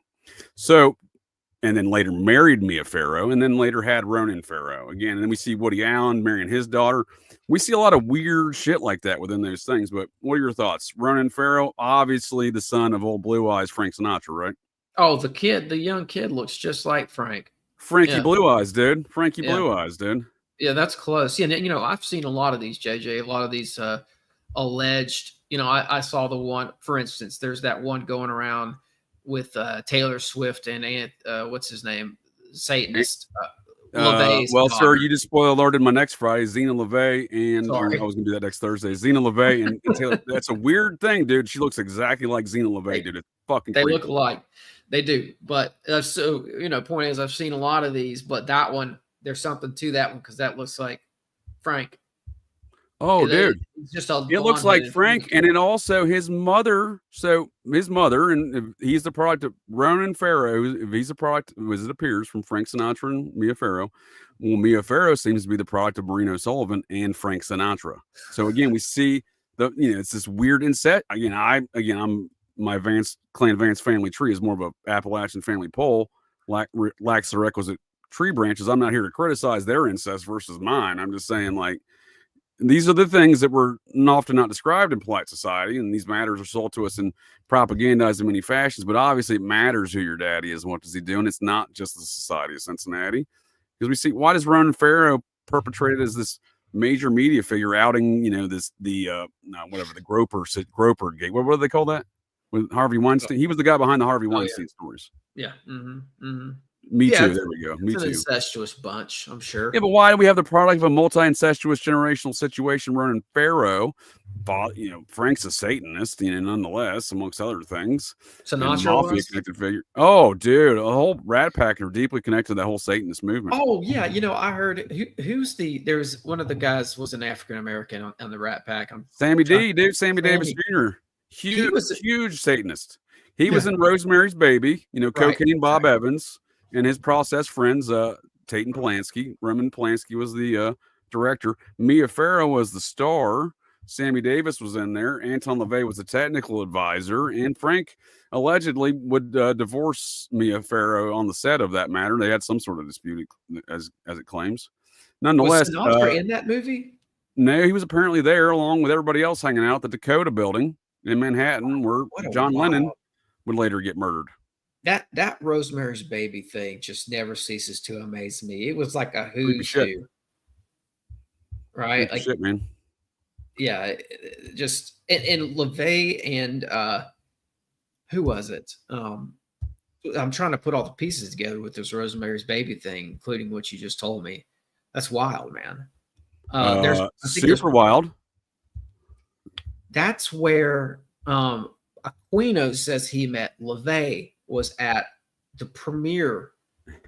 Yeah, it's one of his accounts. You are correct, sir. I've been unpacking his accounts and his own statements on my Operation GCD Thursdays and the Anatomy of Satanic Panic. These psychological operations waged upon us by everyone's favorite U.S. Army Psychological Warfare Special Forces officer Muppet Mikey Aquino. Nazi Satanist there, but you're right. He does have various accounts of when he did meet Anton LaVey, and he's photographed around that time with LaVey and Sammy Davis Jr. So there's some evidence to support these claims. Mm-hmm. Yeah, man. That whole thing, that whole milieu is so. Mia Farrow plays the actress and the star of the film getting impregnated by Satan, or seemingly by her father, Frank. Is that a metaphor? You know what I mean?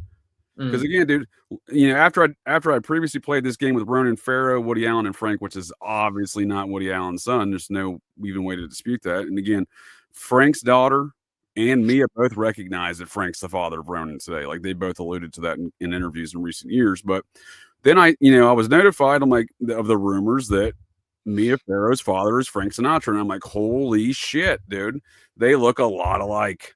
She looks far more like Frank than she does her alleged own father, right? This, I think it's John Farrow, an Australian Hollywood film director. Yeah, for sure. And I think Polanski. I think that movie comes out in the summer of 1968, right? And it's this psychological horror film. And then a year later, in the summer of '69, is when Polanski's wife, Sharon Tate, is murdered. And then you've got all these occult undertones to the killing. So it's like, and Anton LaVey knew every damn one of them motherfuckers down to the Folgers. Yep. LaVey was very connected to the film. No, he knew all the Manson people, dude. He knew every single one of them. Oh yeah, for sure, man. Yeah, he The knew victims and the alleged assailants. Him and Aquino try to separate themselves from these things over the years, and it's simply impossible. Yeah. I heard an interview with LeVay where he acknowledged that there was a connection between him and Susan Atkins, of course, who's the member. Yeah, she was a vampire stripper at his North Beach strip club, that he owned while being a criminologist for the San Francisco PD, while apparently messing around with Marilyn Monroe when she was living there with her husband Joe DiMaggio in North Beach, same spot. And we see a lot of these, again, we're sold a propagandized narrative of a lot of things, right? A lot of things. And, LeVay is a great example. He's often described as a carnival barker. He could not be anything but. Again, many reports of a lot of spooky stuff, not the least of which going around his activities with the SFPD. He also, by his wife's own admission and his own self-autobiography written by his second wife, he describes how his hero was this occultist gun trafficker dude, and that dude was financed by the Vickers gun manufacturing family, of which the heir to the Vickers gun manufacturing family was his financier. I think that's how you say it. And the guy who got him integrated into Hollywood, including meeting Abigail Folger's mother years before the Manson murders. This is this is in the years preceding the Manson murders. So that Bouvier fellow, the Vickers gun manufacturing heir, was married to an Astor, the daughter of John Jacob Astor IV from the Titanic fame, right?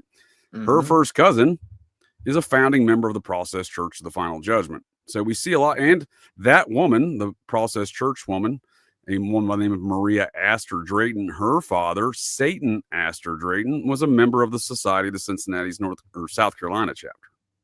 So we see a lot. Again, that's what I'm saying. When we see all these power and connecting principles of all these people all know each other. We see occultism as being a root factor in a lot of these things, and those folks who are as these secret societies describe, the profane or the whatever they want to call their new human status you get by being in these groups, they're happy to propagandize and lie to everybody about their internal feuds amongst these different groups. I think is how it really boils down. Yeah, and I'm reminded of Sharon Tate. I think her dad was some hotshot general, and they say U.S. Army, yes sir, U.S. Army military intelligence Colonel Paul Tate, and his second great grandfather was Lieutenant Jesse Tate from the Virginia chapter of the Society of Cincinnati. Oh, Tate, she was. And if you want to look at those murders as a hit, in part, that ended the Tate bloodline. The male heir to that Jesse Tate bloodline through Paul Tate, again, seeing how the military rankings throughout the years for these bloodlines as well, you see that the next male heir was the 8.5-month baby boy, not pregnant, that died in Sharon Tate's belly that night. Yep. And they said somebody was stalking Sharon Tate before the murder, as if they had picked her for some sort of a ritualistic thing, or maybe it was this hit, a bloodline hit or something like that. And I think that Tarantino, all those things are true. I think he maybe alluded to that in Once Upon a Time in Hollywood, because he shows in the film this hippie Charles Manson looking guy showing up early in the movie, knocking on the door of the Polanski's house and asks for Terry, right? That's days before the murders. And yeah, because he'd been there before, dude. He'd done sex rituals there. Double Sirhan's document doing sex rituals at that same house. In fact, it's claimed in an INS report from 1974 that Sharon Tate had to, I'm sorry, wait, it's not in the report. This is a claim that was given to Ed Sanders' private investigator, Larry Larson, and then the Sanders files, that Sharon Tate had to, the FBI told Larry Larson back in 1973, I think, post the publication of Ed Sanders' book, The Family, but Sanders and Larson continue to investigate the process in Manson for decades, along with Maury Terry. But my point there is Sharon Tate had to die, according to the FBI, due to matters of national security, that she overheard something about Sirhan while he was in attendance at a sex magic ritual party hosted by a quote-unquote English satanic cult at the Tate Polanski house in May of 1968. That's the process. Dude, so what do you think about that being kind of shown in that movie, though, Once Upon a Time in Hollywood? One could infer that Tarantino was telling us that somebody or Manson himself picked Tate ritualistically. Well, somebody above Manson for sure. That's absolutely true. And I don't mean to speak ill of my kinfolk, because dude, Shirley and I are both. I should say that Manson definitely had a handler, so it wouldn't have necessarily been Manson thinking on his own. Yeah, he had multiple handlers, especially one in the Yeah. occult fashion named Tuesday Weld, if you ask me. But she's a high priestess in these matters and of occult nature in Hollywood. We see her throughout all of the music scene of that era and film. And Who is she? Tuesday Weld. Okay, interesting. Goodbye Ruby Tuesday from the Rolling Stones. right, Barbara right. Ann from the Beach Boys. Gotcha. Yeah, Et cetera, et cetera. Right. Tuesdays, I think the Beatles call her a bitch in one of their songs, but nonetheless. Manson was definitely an operative of many degrees, but we see a lot of these. Again, it's this warring secret societies and whatnot. Yep. So in an incident like the Manson murders at Tanny Polanski House served a lot. It's a lot of different factors factor into the motivations behind it: drugs, cult stuff, pornography, and possibly even a hit. So we see all these matters folding in there. But Manson been in that house. He knew Terry Melcher.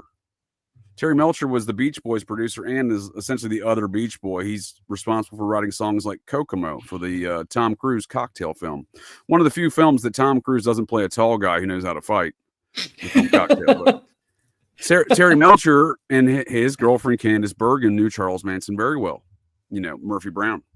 Did you know that that night, the night of the Tate murders, apparently, what's his name? Gary Newman was supposed to go up there. They were having some sort of a get together, and Gary Newman was supposed to be there that night. And he had with Steve McQueen. Yep, Steve McQueen, Peter Sellers, Elvis Presley. There's a lot of folks that were supposed to be there that night. It's like, why did all these guys not show up? Isn't that strange?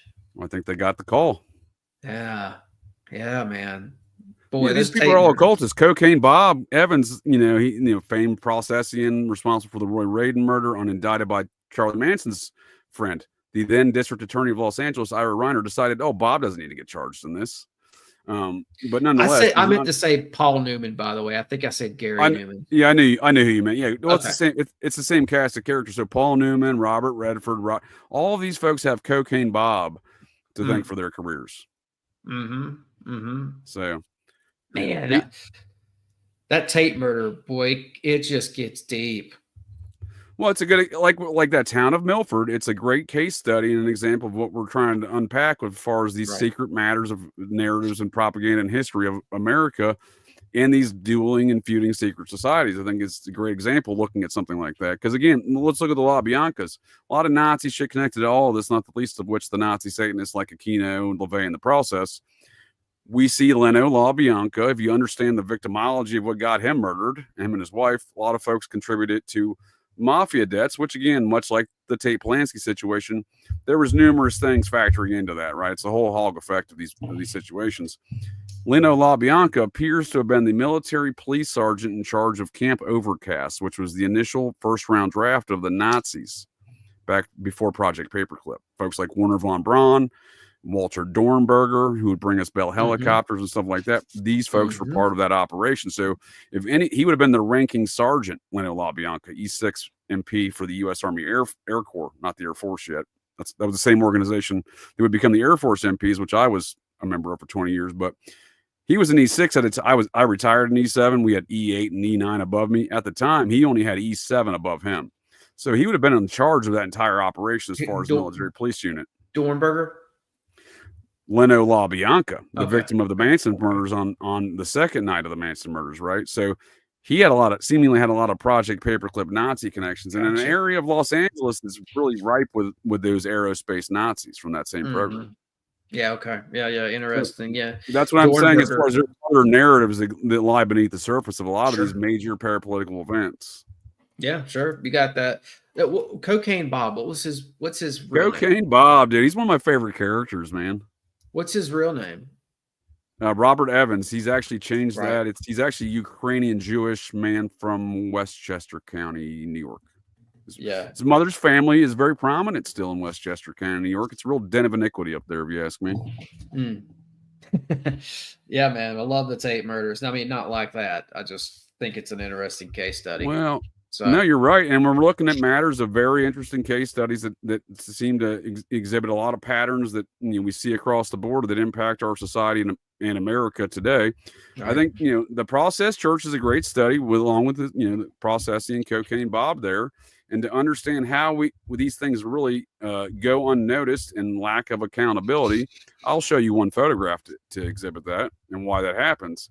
And that's a shirtless cocaine Bob with his very close friend that none of the tabloids could ever explain back in the 70s, Henry Kissinger, then the Secretary of State and National Security Advisor roles, major figure in politics. Why is he running around with this Hollywood producer, everyone would say? And I don't know what happened here, sir, before or after this photograph, but all I'm saying is you can see the connections back in the early 70s from the process to the highest echelon of the national security state, the Nazi National Security State of America, instituted via the 1947 National Security Act, which eradicated free speech in America because 3 people can stamp things matters of national security and no one has to hear about it. And this is one of those men that is very few men on that list.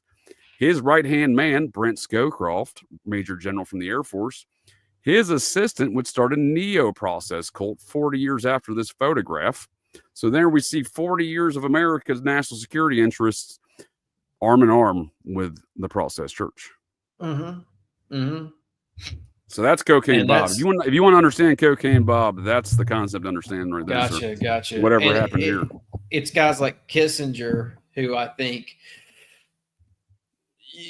when people ask, why don't we know about Bigfoot or something like that? Well, what if there is a Bigfoot, then they know about it, and it's guys like this who know about it and keep it quiet, right? Like, because there's all those protocols. I'm not trying to go down a Bigfoot rabbit hole, but I'm just using it as an example. It's like, there's all these protocols, like in the little, the highway patrol offices, it came out a couple of years ago that they had a pamphlet in there on how to handle UFO and Sasquatch related things. And it's like, it just goes up the chain, right? And it goes up the chain where it finds its place to reside in total isolation and quiet. And like, it's only a couple people at the top who hear about this stuff, right? So, and I would imagine. Well, again, not to go down any kind of rabbit holes on specific cryptids, because obviously we see all these cryptid sightings on Mound sites. Whether or not I'm a little bit indifferent on the physical nature of these things, but nonetheless, it doesn't really matter because it's still an energy and a power, nonetheless, and it is these occult concepts and understandings of which that do get channeled through individuals like that, like Kissinger, and restricted from the public. So yes, exactly. Good point. You make a solid point there, sir. Yeah, that's a good way of saying it. Yeah, and I think too, like going back to Washington and stuff like that, and just wrapping this up, I think the occult nature of all this stuff goes back a long ways, and I've often questioned if I'll just call it the Canaanite cult that I think was over here back in the day. Some of the giants were descendants of these Phoenician Canaanites who were over here, in my opinion. And I think that they were, doing their child sacrifice and everything else. And I'm wondering putting the pieces together on how it looks like maybe some other people came along and merged with that old practice, or like resumed that old practice. No, right? Human sacrifice has never stopped. It's just the propagandizing around it, right? Not specifically human sacrifice, but just all the practices in general. The practices of the cult that used to live in this land, it's almost as if they got resumed by the founders of the country who were part of this order to begin with. So just throwing that in there. I think there's an element to that is accurate, and I'll use this as an exhibit, the evidence to exhibit that point, sir. And that is, we see the early onset, exclusively the early onset of smiley face killer activity, the phenomenon known as the smiley face killers, which I would argue is a modern human sacrifice occurring at the ancient sites of human sacrifice, these mound sites. And it's done so by modern day occultists, like I accuse the Neo process for doing these things with their use of the smiley face symbol through the industrial rock movement of Genesis P-Orridge, that freak show, and his associate Boyd Rice, the devout Nazi Satanist, who's a mentor to the likes of Trent Reznor and Marilyn Manson, who recorded their first albums in the Tate Polanski Death House in a studio named La Pig Studios, built by Reznor, named after them process murders of the Tate Polanski house in '69. So we see these occultists, and I think those are the folks using some of these modern day ritual sacrifices in the sites of ancient ritual sacrifices. And again, we see connectivity through organizations like that with the Society of Cincinnati, like the Satan Astor Drayton fella and his daughter, who was Timothy Wiley's wife, a founding member of the process. Yeah. So also, we do see some of that same kind of heritage, right? Within that, Rockefeller building a house on a Temecula altar, right? Like the Indian Mound cottage of Jekyll Island, right? Right. Jekyll Island Indian Mound cottage, the Temecula, they were said to be 7 foot at least. And it was in the parlor of that house, built on the altar where they established the Federal Reserve. That's the linkage I'm kind of talking about. Yes, sir. And the attorney for that, Samuel Untermeyer, owned the Mound site on the banks of the Hudson that would later be used for ritual sacrifices within the Son of Sam process cults there later years. But he bought that site, Untermeyer Park, from Samuel Tilden, a man who's part of that anti-liberty faction firmly within, and the man who won the presidency in 1876, allegedly, forewent the presidency to give it to, was it William McKinley, in the Great Compromise of 1877, which ended that Civil War dispute amongst the Society of Cincinnati and got all the federal troops out of the South, ending Reconstruction. So that's all connected to another Mound site, connected to these same folks that you're just talking about right there. It's wild, man. Wild. Man, this is great. This is we touched on a lot. We covered a lot of ground, my friend. Yes, sir. I appreciate your time, Tim, and I appreciate all the folks of the interwebs joining us here tonight to get a little GCD. And when we're looking at all these things, again, the changing nature and ongoing feuds amongst these groups, we see Trump making some major moves against the Smithsonian recently. So I think that is something of important to note. So do you have any closing statements, sir? Again, thank you for joining me to get a little GCD tonight here, Tim. You got any closing statements or plugs you'd like to offer the folks of the interwebs? Yeah, I'll plug my show, and I'll say this. I'll add on to this because I heard about this Trump Smithsonian thing, and I'm very uncomfortable with the whole thing because this whole.